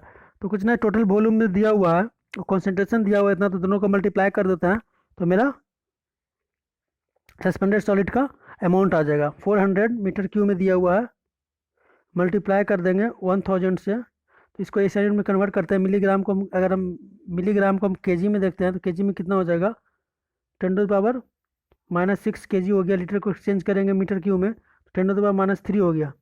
तो यहाँ से देख सकते हैं कि मेरा जो आंसर आ गया, वो मल्टीप्लाई कर रहे हैं ना, तो मल्टीप्लाई कर रहे हैं, तो यहाँ से जो मेरा आंसर आ गया 10⁻⁻3 से -3 करता है, और ये 10 3 3 6 खत्म, बच गया 400, और ये बन गया केजी में। दैट मीन्स इसका जो आंसर हो गया वो डी हो गया। कुछ नहीं करना था, बस इस ये दोनों को मल्टीप्लाई कर देना है दोनों से।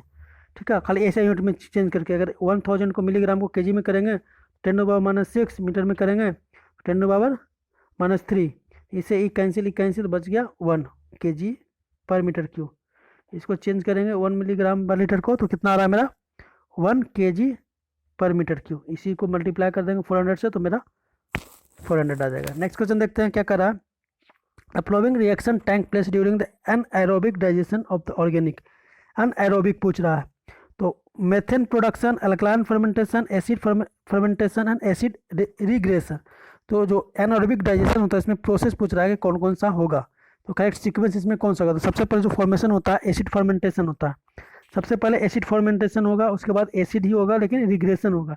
सबसे पहले acid formation that is 1 number पे हो गया, एसिड रिग्रेशन 2 नंबर पे हो गया, और मेथेन सबसे लास्ट में होता है। ठीक है, तो 2 1 3 4 में से 2 सबसे ऊपर में कौन हो जाएगा, 3 सबसे फर्स्ट में 3 होगा, उसके बाद मेरा कौन होगा एसिड फर्मेंटेशन के बाद acid regression. 3 4 3 4 2 1 3 4 2 1 3 4 2 1 that is B इसका करेक्ट हो गया। सबसे पहले याद रखना इसमें यही, सबसे पहले जब भी बनेगा तो एसिड फर्मेंटेशन बनेगा, फिर एसिड रिग्रेशन बनेगा, और सबसे उसके बाद बनेगा अल्कलाइन, एसिड के बाद अल्कलाइन, उसके बाद मेथेन।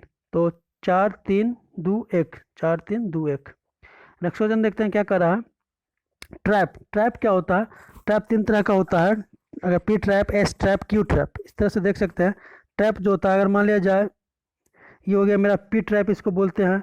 अगर क्यू ट्रैप का देखा जाए तो इस तरह से होता है, ये हो गया क्यू ट्रैप। और एस ट्रैप देखा जाए तो इस तरफ, अगर ये हो गया मेरा, ये हो गया मेरा पी ट्रैप, ये हो गया मेरा क्यू ट्रैप, और ये हो गया मेरा एस ट्रैप। ये हो जाता है मेरा एस ट्रैप। 3 तरह का ट्रैप होता है, P trap, Q trap and S trap. इसमें क्वेश्चन क्या पूछ रहा है, trap are use to household drainage. Trap क्यों यूज किया जाता है, prevent entry of fuel gases in the house. हाँ, अभी पीछे भी आया था यही कि ट्रैप हम लोग यूज कहाँ करते हैं, जो जो गैस है, फ्यूल गैसेज जो है उसको प्रिवेंट करें घर में आने के लिए। तो prevent the fuel in the house, तो prevent the entry of, that is A इसका करेक्ट आंसर हो गया। नेक्स्ट क्वेश्चन देखते हैं, coal based thermal power station. जो coal based thermal power station है इज बाय एडिंग, तो कोल बेस्ड जो थर्मल पावर स्टेशन है, coal based thermal power station is polluted at atmosphere by adding. तो coal based जो होता है, coal based thermal power, उसमें जो पोल्यूटेंट होगा वो कौन सा होगा, जो एटमोसफेयर में जो पोल्यूशन पैदा करे वो कौन सा होगा। तो सोडियम, जो कोल बेस्ड होता है तो सोडियम, सोडियम का जो ऑक्साइड हो गया वो, सल्फर का जो ऑक्साइड हो गया वो, और स्पेशल पार्टिकुलर मैटर। ये कह सकते हैं मेरा बी इसका करेक्ट आंसर हो गया। सीओ नहीं होगा क्योंकि सीओ जो होता है वो धुआं से होता है, किससे, ऑटोमोबाइल से। ये ऑटोमोबाइल सेक्टर का सीओ जो होता है वो ऑटोमोबाइल सेक्टर का होता है, तो ये नहीं होगा। और सिर्फ ये नहीं होगा, इसमें एसपीएम भी होगा। तो इस तरह से मेरा आंसर बी हो जाएगा। ये दोनों तो ऐसे छट गया। सीओ जो भी होता है तो ऑटोमोबाइल से होता है, ये याद रखना, ये ऑटोमोबाइल कंपनी से होता है, ना कि थर्मल बेस्ड से। तो ये दोनों तो ऑटोमेटिक कट गया, तो बचा ये दोनों। तो ये दोनों में एक एसपीएम भी आएगा, इसमें ऐड होगा, इसलिए इसका आंसर भी हो गया। नेक्स्ट क्वेश्चन देखते हैं, area method of land, area method of land filling is must suitable. Area method को मस्ट सुटेबल क्यों माना जाता है, area is unsuitable for excavation of trench. Area is unsuitable रहता है इसके लिए नहीं, adequate depth of cover material is available at the site. हाँ, एडुकेट डेप्थ जो होता है साइट पे अवेलेबल रहता है, दैट इज बी इसका करेक्ट आंसर हो गया। नेक्स्ट होता है मैचिंग, फिर से मैचिंग का आ गया। मैचिंग में क्या बोल रहा है, मैचिंग में बोल रहा है क्या, surface water, surface water, water form infiltration gallery, lake water and tubewell. और पूछा इधर ट्रीटमेंट, जो अभी क्वेश्चन क्या बोल रहा है कि 4 तरह का वाटर दिया हुआ है, उसमें कौन कौन सा ट्रीटमेंट किया जाता है वो पूछ रहा है। ठीक है, तो पहला सरफेस वाटर, सरफेस वाटर का कौन कौन सा ट्रीटमेंट करते हैं, तो सबसे आसान इसमें देखते हैं कौन सा, ट्यूबवेल। ट्यूबवेल का जो होता है उसमें कोई भी, ट्यूबवेल से जो वाटर निकलता है उसको कोई भी ट्रीटमेंट की जरूरत नहीं पड़ता। ठीक है, तो इसमें ऑप्शन देख लेते कौन सा, एरेशन नहीं होता है, डिसइंफेक्शन, डिसइंफेक्शन, सिर्फ डिसइंफेक्शन दिया हुआ है। तो कह सकते डिसइंफेक्शन जो होता है हर वाटर के लिए होता है, जो हर वाटर के लिए यूज करते हैं, तो यहाँ से कह सकते हैं जैसे ये लास्ट प्रोसेस भी है, डिसइंफेक्शन को लास्ट प्रोसेस भी बोलते हैं। ठीक है, और ये हर वाटर के लिए यूज होता है डिसइंफेक्शन, इसमें इन्फेक्शन नहीं हो। तो ट्यूबवेल को सिर्फ डिसइंफेक्शन कर सकते हैं, इसको और किसी भी ट्रीटमेंट की आवश्यकता नहीं होती है। तो इसे कह सकते हैं कि डी में क्या मेरा 2 करेक्ट होगा, डी का 2। उसके बाद देखते हैं वाटर फ्रॉम इन्फिल्ट्रेशन गैलरी, जो इन्फिल्ट्रेशन गैलरी से जो आ रहा है उसमें जो एरेशन करते हैं, इसमें एरेशन होता है, कोगुलेशन, सेडिमेंटेशन एंड डिसइंफेक्शन, इसमें तीनों होता है लेक वाटर से, सॉरी गैलरी से जो होता है वो। और जो लेक से होता है, जो लेक से जो निकलता है उसको लिए सीयू से ट्रीटमेंट कहते हैं। कॉपर सल्फेट का जो ट्रीटमेंट किया जाता है लेक वाटर से किया जाता है, मीन्स लेक वाटर का हो गया copper sulphate treatment, coagulation, sedimentation, filtration and disinfection, that is copper sulphate. Lake के लिए कॉपर सल्फेट हो गया। तो कह सकते हैं कि बी का 1, सी का 3, डी का 1, सॉरी डी का 2। तो यहाँ से क्या सकता है, ऑप्शन देखते हैं, ए का देख लेते हैं, ए का जो बचा वो हो जाएगा, ए का मेरा 4 हो जाएगा, तो ए का 4, बी का 1, सी का 3, डी का 2, 4 1 3 2, 4 1 3 2, 4 1 3 2, दैट इज ये मेरा करेक्ट आंसर हो गया। नेक्स्ट क्वेश्चन पे आते हैं, क्या कर रहा है, एक चार्ट दिया हुआ है, the flowing chart of the water treatment plant is show in the figure. Water treatment है, ना कि सीवेज ट्रीटमेंट नहीं है, वाटर ट्रीटमेंट है। इसमें दिया हुआ है कि सबसे पहले हम लोग क्या जानते हैं, एरेशन, कोगुलेशन, फ्लोकुलेशन, इस चार्ट को याद रख लेना, aeration, coagulation, flocculation, sedimentation, filtration. इसके आगे जो प्रोसेस होता है वो होता है डिसइंफेक्शन का। ठीक है, और एरेशन से जो पहले होता है वो स्क्रीनिंग का होता है। ये चार्ट पूरा कंप्लीट कर दिए। स्क्रीनिंग होता है, फिर एरेशन होता है, फिर कोगुलेशन होता है, फिर फ्लोकुलेशन होता है, फिर सेडिमेंटेशन होता है, फिल्ट्रेशन होता है, डिसइंफेक्शन होता है। डिसइंफेक्शन जो होता है वाटर ट्रीटमेंट में सबसे लास्ट प्रोसेस होता है। तो अब क्वेश्चन क्या पूछ रहा है वो पे आते हैं। क्वेश्चन क्या कर रहा है, if it is propose to defluoridate कर रहा है the water use Nalgonda treatment. Nalgonda treatment कहाँ किया जाता है, डिफ्लोराइड करने के लिए, मीन्स फ्लोराइड को रिमूव करने के लिए नलकुंडा टेक्निक जो यूज होता है, नलकुंडा टेक्निक जो यूज होता है वो फ्लोराइड रिमूव करने के लिए होता है। फ्लोराइड को रिमूव करने के लिए किया जाता है कौन सा टेक्निक है, नलकुंडा टेक्निक। ये भी याद रखना, नलकुंडा टेक्निक कहाँ यूज किया जाता है, फ्लोराइड रिमूव करने के लिए। मीन्स फ्लोरीन को रिमूव करने के लिए कौन सा टेक्निक यूज होता है, नलकुंडा टेक्निक। तो यही बोल रहा है इसमें, it propose to fluoride defluoridate करने का मतलब फ्लोरीन को रिमूव करना। The water using Nalgonda technique that it should be done by adjusting the dose of lime and alum का जो डोज है कहाँ पे दे रहे हैं ये देख लेते हैं। लाइम एंड एलम का जो डोज है एरेशन और कोगुलेशन के बीच में डाल रहे हैं, तो इसको अगर एडजस्ट करते हैं तो हम लोग डिफ्लोराइड कर सकते हैं। That is by adjusting the dose of lime and alum, that is ये इसका करेक्ट आंसर हो गया। बस इसमें एक और याद ये रखना है कि इसके आगे स्क्रीनिंग होता है और इसके अंत में डिसइंफेक्शन होता है। इस तरह से मेरा टेबल पूरा कंप्लीट होता है। नेक्स्ट क्वेश्चन देखते हैं। नेक्स्ट क्वेश्चन क्या कर रहा है, two reservoir at the different level are connected by two parallel pipe से कनेक्टेड है by diameter 2d and d। The ratio of flow, अगर दो रिजर्वायर दिया हुआ है, ठीक है, अलग अलग लेवल पर दिया हुआ है, तो इसको बनाते हैं। अगर एक रिजर्वायर मेरा यहाँ है, एक रिजर्वायर यहाँ है, दोनों कनेक्टेड है, मान लिया दो पाइप से मान लिया कनेक्टेड है पैरेलल में, तो पूछ रहा है एक का डाया d है, एक का डाया 2d है, तो पूछ रहा है द रेशियो ऑफ फ्लो पूछ रहा है क्या होगा। तो हम लोग क्या जानते हैं कि जब पैरेलल फ्लो होता है दो पाइप का जब पैरेलल कनेक्शन में रहता है, जो हेड लॉस होता है वो सेम होता है, ठीक है, हेड लॉस सेम होता है पैरेलल पाइप में। अगर ये सीरीज रहता है तो वहाँ पे डिस्चार्ज सेम रहता है सीरीज में, ठीक है, और फ्लो हेड लॉस सेम होता है पैरेलल में। अगर पैरेलल है तो हेड लॉस सेम होगा, तो यहाँ पे पैरेलल दिया हुआ तो हेड लॉस सेम होगा। अब हेड लॉस से हम लोग शुरुआत करते हैं। हेड लॉस क्या होता है, हेड लॉस बराबर हम लोग जानते हैं, अगर फ्लो के रेट में निकालें तो FL/Q² डिवाइड बाई 12.1 D का पावर 5, ये होता है हेड लॉस। तो हम लोग फर्स्ट केस और सेकंड केस का देखते हैं। सिर्फ इसमें डाया चेंज है, फर्स्ट का डाया दिया हुआ था D, फर्स्ट का दिया हुआ 2D, सेकंड का दिया हुआ D। तो हम लोग क्या कह सकते हैं, इसमें क्या कह सकते हैं कि Q1 का स्क्वायर डिवाइड बाई D1 का square is equal to Q2 का स्क्वायर डिवाइड बाई D2 का स्क्वायर, नहीं 5 होगा, D5 का प्रोपोर्शनल था D5। तो यहाँ से Q2 निकालना है, तो Q1 Q2 का रेशियो पूछ रहा है ना, ratio of the flow in the two pipe. तो लार्ज एंड स्मॉल, लार्ज पहले पूछ रहा है, तो लार्ज मेरा 2D का था, तो Q1/Q2 का रेशियो निकालने बोल रहा है।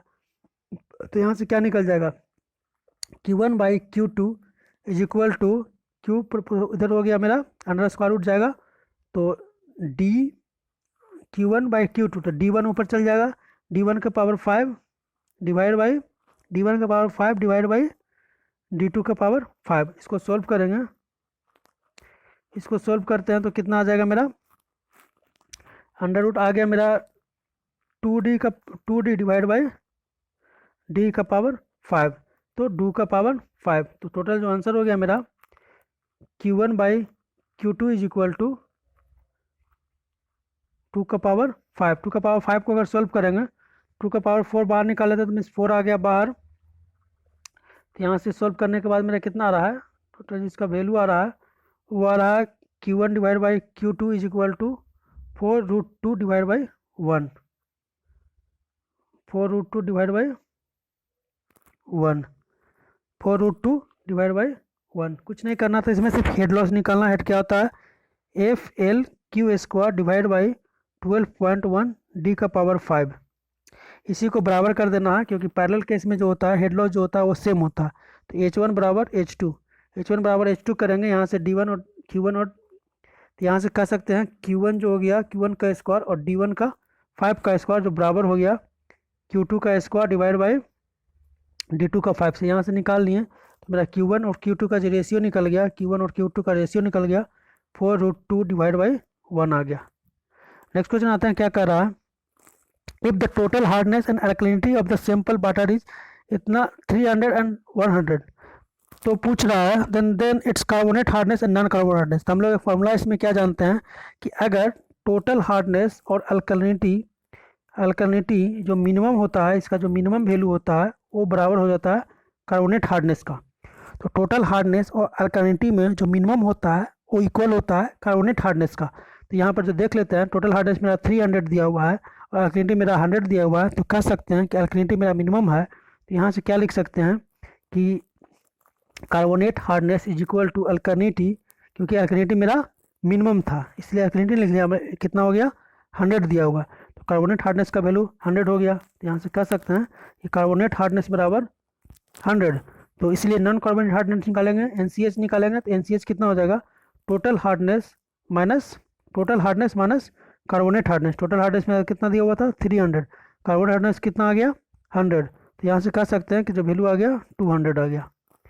तो नॉन कार्बोनेट हार्डनेस का वैल्यू कितना आ गया, टोटल हार्डनेस मेरा 300 था, 300 माइनस कार्बोनेट हार्डनेस 100 था, तो यहाँ से निकाल दिए 200। तो टोटल आंसर मेरा हो गया, कार्बोनेट हार्डनेस का मेरा आ गया था 100 और नॉन कार्बोनेट हार्डनेस 200। तो 100 200 दैट इज ए मेरा करेक्ट हो गया। नेक्स्ट क्वेश्चन देखते हैं, electrical conductivity of water and total dissolve solid और interrelated, the value of EC will be. जो EC जो है, द इलेक्ट्रिकल कंडक्टिविटी जो है, और TDS में एक रिलेशन होता है, वो क्या है, TDS बोले तो टोटल डिजोल्व सॉलिड। तो हम लोग क्या जानते हैं, जो TDS जो होता है मीन्स टोटल डिजोल्व सॉलिड जो होता है, TDS जो होता है वो डायरेक्टली प्रोपोर्शनल होता है इलेक्ट्रिकल कंडक्टिविटी का। तो कह सकते हैं कि अगर ये बढ़ेगा तो वो भी बढ़ेगा। तो ऑप्शन देखते हैं, decrease with increase the TDS, नहीं डिक्रीज कैसे करेगा, दोनों इंक्रीज प्रोपोर्शनल डायरेक्टली है तो इंक्रीज करेगा, increase with increase the TDS that is A, क्योंकि हम लोग जानते हैं TDS is directly proportional to electrical conductivity. Next question आते हैं, क्या करा, when two identical centrifugal pump are operating in series, two pipe अगर सीरीज में दिया हुआ है on a common rising main, series में दिया हुआ कोई पाइप, तो सीरीज में हम लोग जानते हैं क्या होता है, सीरीज में डिस्चार्ज सेम रहता है, ठीक है, डिस्चार्ज सेम रहता है और हेड लॉस जो है वो इंक्रीज करता है, जो हेड है वो इंक्रीज करता है सीरीज में और डिस्चार्ज सेम रहता है। तब ऑप्शन देखते हैं क्या कह रहा है, the pressure in the rising men will be nearly double, the pressure in the rising men will be double but the discharge will be remain same, discharge same रह रहा है और जो प्रेशर है वो बढ़ जा रहा है। तो अभी हम लोग देखें कि डिस्चार्ज जो सीरीज में होता है वो सेम रहता है, तो discharge will be nearly double, discharge double नहीं होगा क्योंकि डिस्चार्ज किस में डबल होता है, वो पैरेलल केस में होता है। तो ये मेरा जो दिया हुआ ऑप्शन वो पैरेलल केस के लिए दिया हुआ है, तो कह सकते हैं कि जो बी ऑप्शन मेरा है वो पैरेलल केस के लिए दिया हुआ है, ये पैरेलल केस के लिए दिया हुआ है और डिस्चार्ज जो मेरा सेम है तो वो सीरीज केस के लिए दिया हुआ है। तो इसमें पूछ रहा था सीरीज का, तो सीरीज का मेरा ये करेक्ट आंसर हो गया। नेक्स्ट क्वेश्चन देखते हैं, in the transition, next question क्या रहा है, in the transition of sewer from a small diameter sewer to large diameter sewer the continuity of sewer is maintain, कहाँ पे कंटिन्यूटी मेंटेन करना। अगर मान लिया जाए एक लेस डायमीटर का सीवर है और इसको कंटिन्यू करना है लार्ज डायर के, तो उसका जो कंटिन्यूटी है कहाँ पे मेंटेन करेंगे, तो इसका जो मेंटेन किया जाता है मेंटेन किया जाता है वो इसका जो क्रोन पॉइंट है, जो टॉप पॉइंट है इस हिसाब से किया जाता है, मीन्स इस तरह से इसका ये लेस डायमीटर का हो गया, ये लेस डाया का हो गया, ये लार्ज डाया का हो गया। तो जो कंटिन्यूटी मेंटेन कहाँ कर दिया, क्रोन पॉइंट, इसको क्रोन पॉइंट बोलते हैं या टॉप पॉइंट बोलते हैं, मीन्स हाई पॉइंट, तो इसको क्रोन पॉइंट पे किया जाता है, मीन्स तो कंटिन्यूटी जो मेंटेन करेंगे वो क्रोन पे किया जाता है, that is C. Next question देखते हैं, द स्लोप दिया हुआ है, slope of 1 metre diameter concrete sewer laid at the slope of 1 metre, slope of 1 in 100 1 in 1000 develop a velocity of 1 meter per second when the flowing full, when it's flowing half then the velocity of flow, velocity of flow कब होगा, जब half होगा। तो इससे half अगर flow होगा तो are, जो हम लोग क्या जानते हैं मैनिंग्स इक्वेशन से, तो वेलोसिटी होता है 1/n और 2/3 S1/2, बाकी सब सेम है, मीन्स डाया सेम है, स्लोप सेम है, सिर्फ जो बोल रहा है कि जो फुल और हाफ है, मीन्स एक बार में फुल फ्लो हो रहा है, एक बार में फर्स्ट केस में फुल फ्लो हो रहा है और सेकंड केस में जो हो रहा है वो हाफ फ्लो हो रहा है। तो क्या होगा, तो हम लोग ये जो देखें वी का जो प्रोपोर्शनलिटी देख रहे हैं, जो वी वैरी कर रहा है वो आर और एस पे वैरी कर रहा है। तो आर और एस मेरा कांस्टेंट दिया हुआ है, आर जो होता है आर जो हाफ फ्लो और फुल फ्लो, हाफ और फुल फ्लो के जो होता है हाफ दोनों इक्वल होता है, मीन्स आर फुल और आर हाफ फुल दोनों सेम होता है। आर क्या होता है, हाइड्रोलिक रेडियस होता है, आर क्या होता है, हाइड्रोलिक रेडियस इसको बोल सकते हैं, मीन हाइड्रोलिक रेडियस या हाइड्रोलिक रेडियस भी बोलते हैं इसको। तो इसको क्या कह सकते हैं,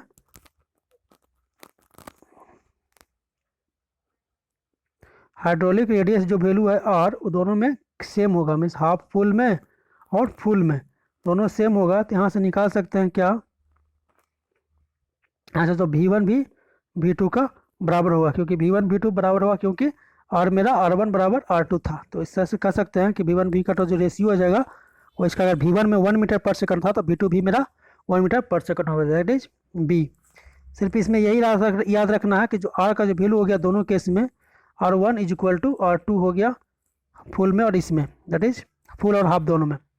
तो इस तरह से नेक्स्ट क्वेश्चन देखते हैं। नेक्स्ट क्वेश्चन मैचिंग का है। मैचिंग में क्या पूछ रहा है वो देखते हैं। Oxidation pond, waste stabilization pond, Imhoff tank. Imhoff tank हम लोग जानते थे क्या होता था, दो तरह का इस तरह से इमोफ टैंक था। तो नीचे में क्या होता था, इसका डाइजेशन होता था, ऊपर में सेडिमेंटेशन होता था। ये दो प्रोसेस है, ऊपर में सेडिमेंटेशन होता है जो कि एरोबिक प्रोसेस है, और नीचे में एनारोबिक प्रोसेस होता है। इमोफ टैंक रोटेटिंग बायोलॉजिकल क्या होता है, एरेशन प्रोसेस होता है। Rotating biological conductor means RBC जो होता है वो आरबीसी जो है एरेशन प्रोसेस है और भी अटैच है। एरोबिक जो है, एरोबिक तो है फिर भी अटैच है। तो यहाँ से देख सकते हैं मैचिंग में आरबीसी जो हो गया एरोबिक प्रोसेस हो गया और अटैच हो गया। एरोबिक में और कौन कौन सा होता है, एरोबिक में एक होता है ट्रिकलिंग फिल्टर। ट्रिकलिंग फिल्टर भी अटैच होता है और एरोबिक होता है, ठीक है। ट्रिकलिंग फिल्टर और आरबीसी दोनों जो होता है एरोबिक होता है और अटैच होता है। ये एरोबिक और सस्पेंडेड पूछ रहा है, तो एरोबिक और सस्पेंडेड कौन होता है, तो एरोबिक और सस्पेंडेड कौन होता है, वो एरोबिक एंड एरोबिक सस्पेंडेड होता है एक्टिवेटेड स्लैश प्रोसेस एएसपी। और एएसपी एंड ऑक्सीडेशन पॉइंट जो होता है, ऑक्सीडेशन पॉइंट जो होता है वो जो होता है ऑक्सीडेशन पॉइंट या ऑक्सीडेशन डिच जो एरोबिक और सस्पेंडेड होता है। यहाँ से कह सकते हैं कि जो यहाँ से हम लोग क्या कह सकते हैं, यहाँ से क्या कह सकते हैं हम लोग कि जो एरोबिक जो हो गया और अटैच जो हो गया उसमें हो गया आरबीसी और ये हो गया रोटेटिंग बायोलॉजिकल कॉन्ट्रैक्टर आरबीसी और ट्रिकलिंग फिल्टर। ये जो दोनों है एरोबिक है और अटैच है, और एरोबिक भी और सस्पेंडेड में ये जो आएगा एक्टिवेटेड स्लैश प्रोसेस और ऑक्सीडेशन पॉइंट, ये दोनों याद रखना है। एनारोबिक कौन होता है, एनारोबिक में देखा जाए, एनारोबिक में देखते हैं तो सेप्टिक टैंक एनारोबिक होता है और इमोफ टैंक एनारोबिक होता है। तो यहाँ से कह सकते हैं कि इमोफ टैंक के लिए एनारोबिक हो गया, दो रोटेटिंग के लिए मेरा अटैच हो गया, ऑक्सीडेशन पॉइंट के लिए मेरा सस्पेंडेड हो गया, एरोबिक भी और सस्पेंडेड भी है। तो बच गया मेरा एक बेस्ट स्टेबलाइजेशन पॉइंट कौन सा होगा, तो फ्लोकुलेटिंग होगा। जो ऑक्सीडेशन पॉइंट होता है वो फ्लोकुलेटिंग होता है। फ्लोकुलेटिव कौन सा होता है, उसमें एरोबिक एंड एनारोबिक दोनों प्रोसेस लाइज करता है, तो फ्लोकुलेटिव होता है। तो बी का मेरा एक हो गया।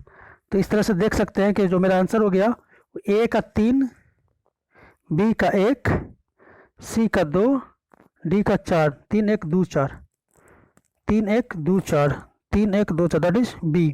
इसमें बस जो डाटा है वो याद करने लायक जो इंपॉर्टेंट डाटा है वो यहाँ पर लिख लेते हैं।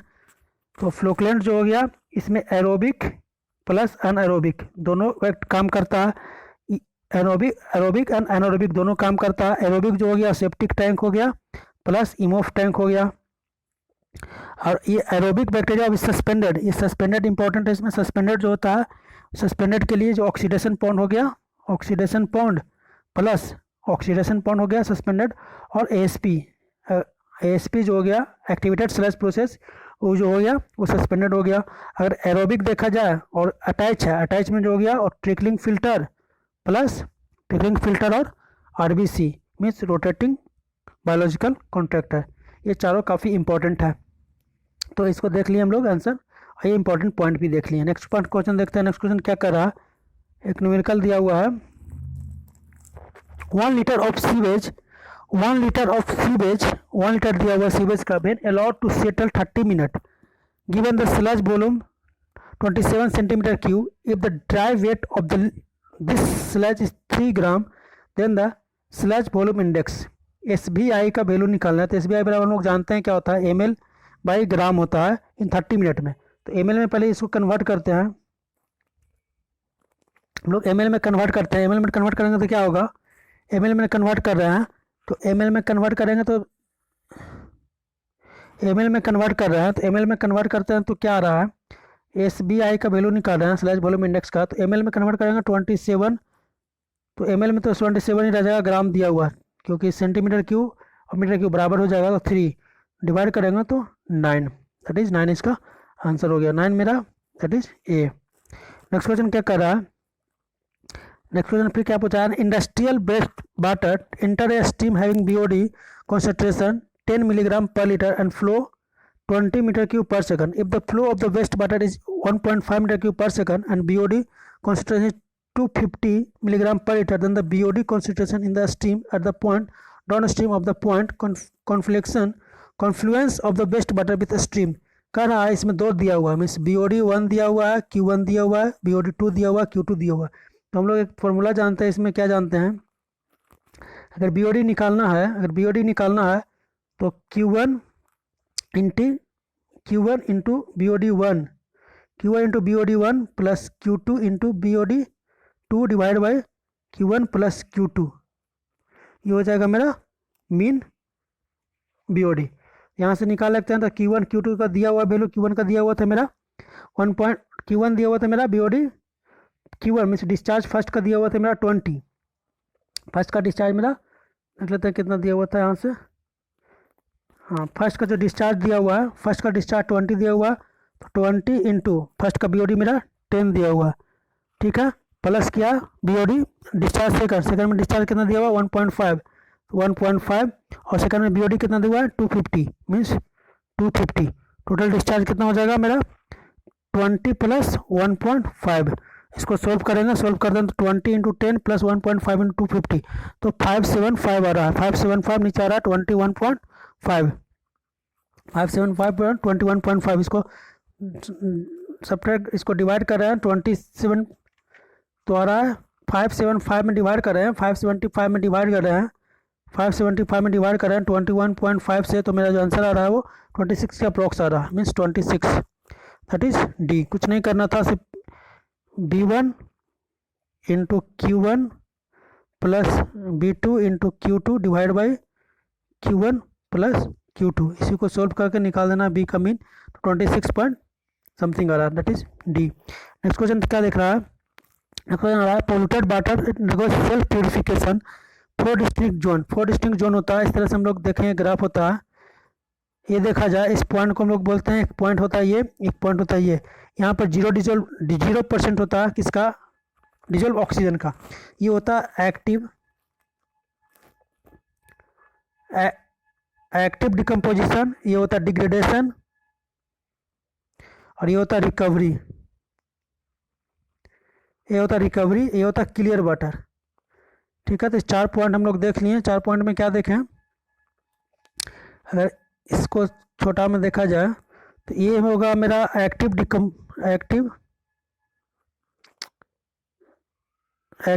ये हो गया क्लियर, ये हो गया मेरा रिकवरी, ये होता है मेरा डिग्रेडेशन, ये 40% पे होता है, ये 0% पे होता है, ये 40% पे होता है, ये 100% पे होता है, ये 0% पे होता है, ये 100% पे होता है, ये भी 100% पे।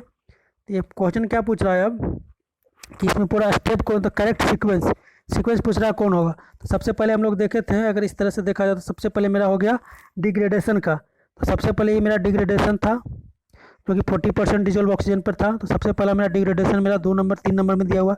इसके बाद एक्टिव डिकम्पोजिशन था, एक्टिव डिकम्पोजिशन जो कि 0% पर था। इसके बाद रिकवरी था, तो सबसे पहले मेरा डिग्रेडेशन हो जाएगा फर्स्ट नंबर पे, उसके बाद हो जाएगा एक्टिव डिकम्पोजिशन सेकंड नंबर पे, थर्ड नंबर पे मेरा रिकवरी था और क्लियर वाटर मेरा फोर्थ नंबर पे था।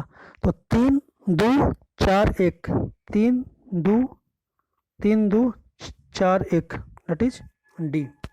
इसका करेक्ट आंसर हो गया। सिंपल इसमें याद यही रखना है, ग्राफ हमको याद रखना है, इस तरह से ग्राफ बनता है। यहाँ हो गया डिग्रेडेशन का, ये हो गया एक्टिव का, ये हो गया रिकवरी का, और यहाँ पर हो गया क्लियर वाटर का। ये 100% पर होता है, ये 40% रिड्यूस करता है, 0% पे होता है, ये 40% पे होता है। नेक्स्ट क्वेश्चन पे आते हैं। नेक्स्ट क्या कर रहा है, मैचिंग का फिर से मैचिंग का ये है soil pipe intercepting pipe P trap cowl. तो हम लोग जानते हैं कि इंटरसेप्टिंग पाइप जो होता है, सॉइल पाइप जो होता है बेस्ट के लिए होता है, बेस्ट क्लोजेट, बेस्ट बास बेसिन में नहीं, बेस्ट क्लोजेट, ठीक है। बेस्ट जो है वाटर क्लोजेट में उसको लिए होता है कौन सा, सॉइल पाइप। अभी देखे थे तो 1 का 3, इंटरसेप्टिंग पाइप, तो वेंटिलेटिंग पाइप, बास basin, P trap. P trap कहाँ यूज किया जाता है? पी ट्रैप का यूज किया जाता है बास बेसिन में। पी ट्रैप यूज किया जाता है बास बेसिन में। तो एक सॉइल के लिए बेस्ट हो गया। वाटर क्लोजर में वाटर बेस्ट निकालने के लिए क्या होता है? सॉइल पाइप का।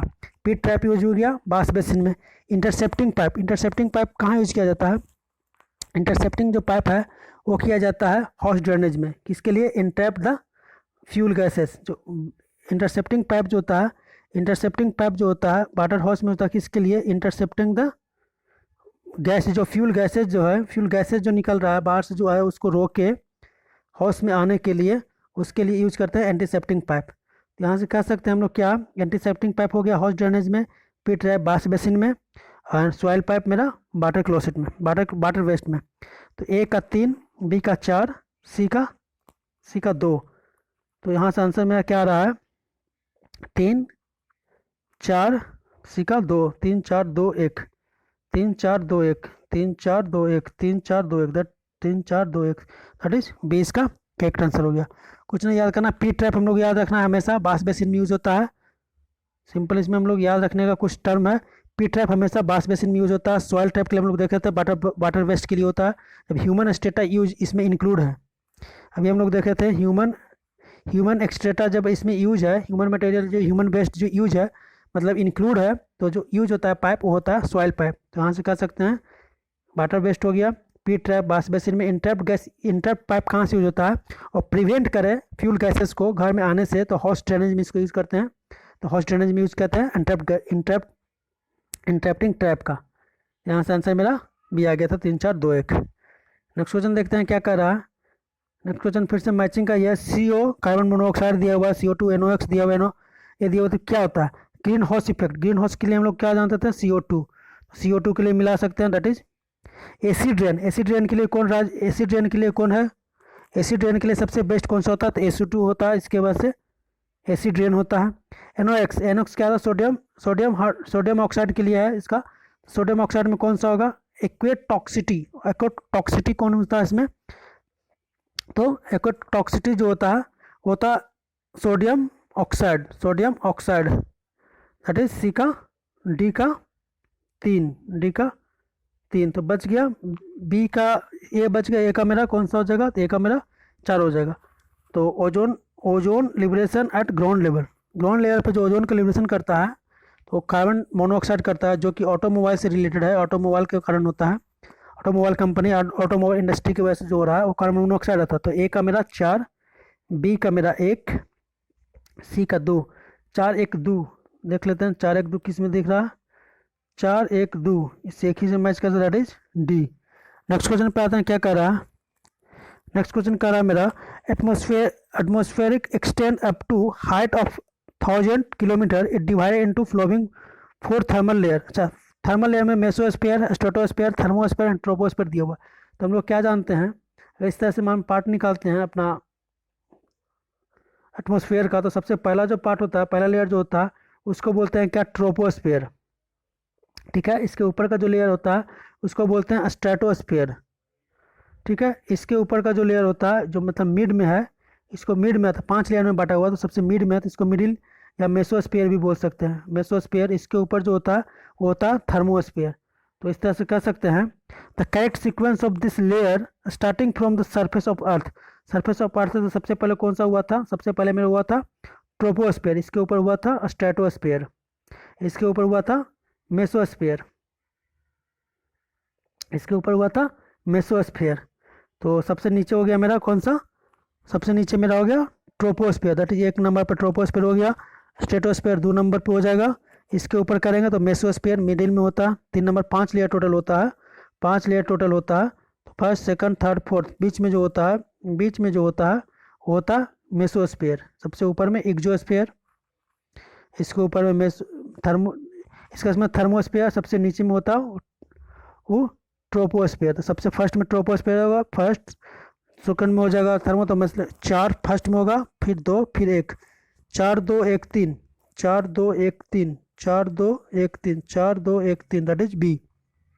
सिर्फ याद यही रखना कि मेरा जो एटमॉस्फेयर इसको 5 भाग में बांटा हुआ है। सबसे ऊपर में मेरा एक्सो होता है, उसके नीचे में जाएगा तो थर्मो, थर्मो होगा, उसके नीचे जाएगा तो मेसो होगा, मेसो हमेशा बीच में होगा, उसके नीचे मेरा स्ट्रेटो हो जाएगा, इसको नीचे जो हो गया वो ट्रोपो हो जाएगा। नेक्स्ट क्वेश्चन पे आते हैं। नेक्स्ट क्वेश्चन क्या कह रहा है, which of the following solid based disposal method is ecological. Ecological इसमें कौन सा होगा जो इकोलॉजिकल है? सबसे इकोलॉजिकल जो होता है कंपोस्टिंग होता है, कंपोस्टिंग जो होता है सबसे इकोलॉजिकल होता है, ठीक है। बस सैनिटरी लैंडफिल जो होता है, सैनिटरी लैंडफिल होता है, इसके वजह से जो होता है ग्राउंड वाटर पोल्यूटेड होता है, ग्राउंड वाटर जो होता है वो पोल्यूटेड होता है किससे? सैनिटरी लैंडफिल से।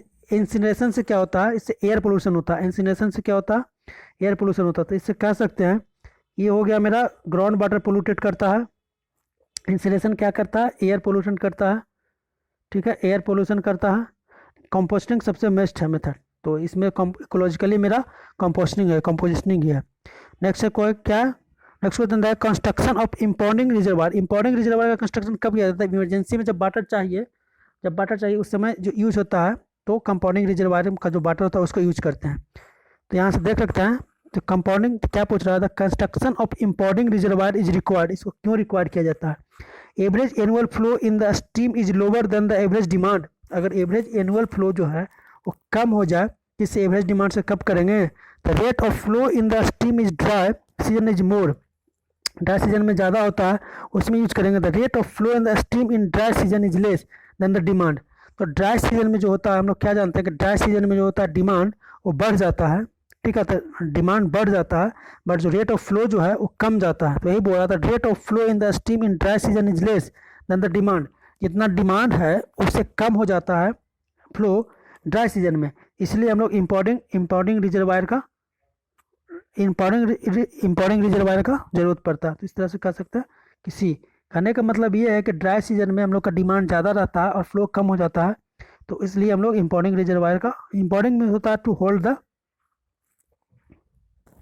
इंपाउंडिंग का मतलब होता है to hold the stream flow, मतलब स्टोर करने के लिए इंपाउंडिंग करते हैं। इंपाउंडिंग क्यों करते हैं?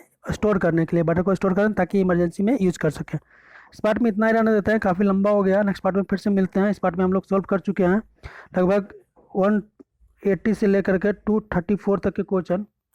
इस पार्ट में हम लोग सॉल्व किए हैं 181 से लेकर के 234 तक के क्वेश्चन। नेक्स्ट पार्ट में फिर से मिलते हैं ताकि ज़्यादा लंबा नहीं हो पाए वीडियो।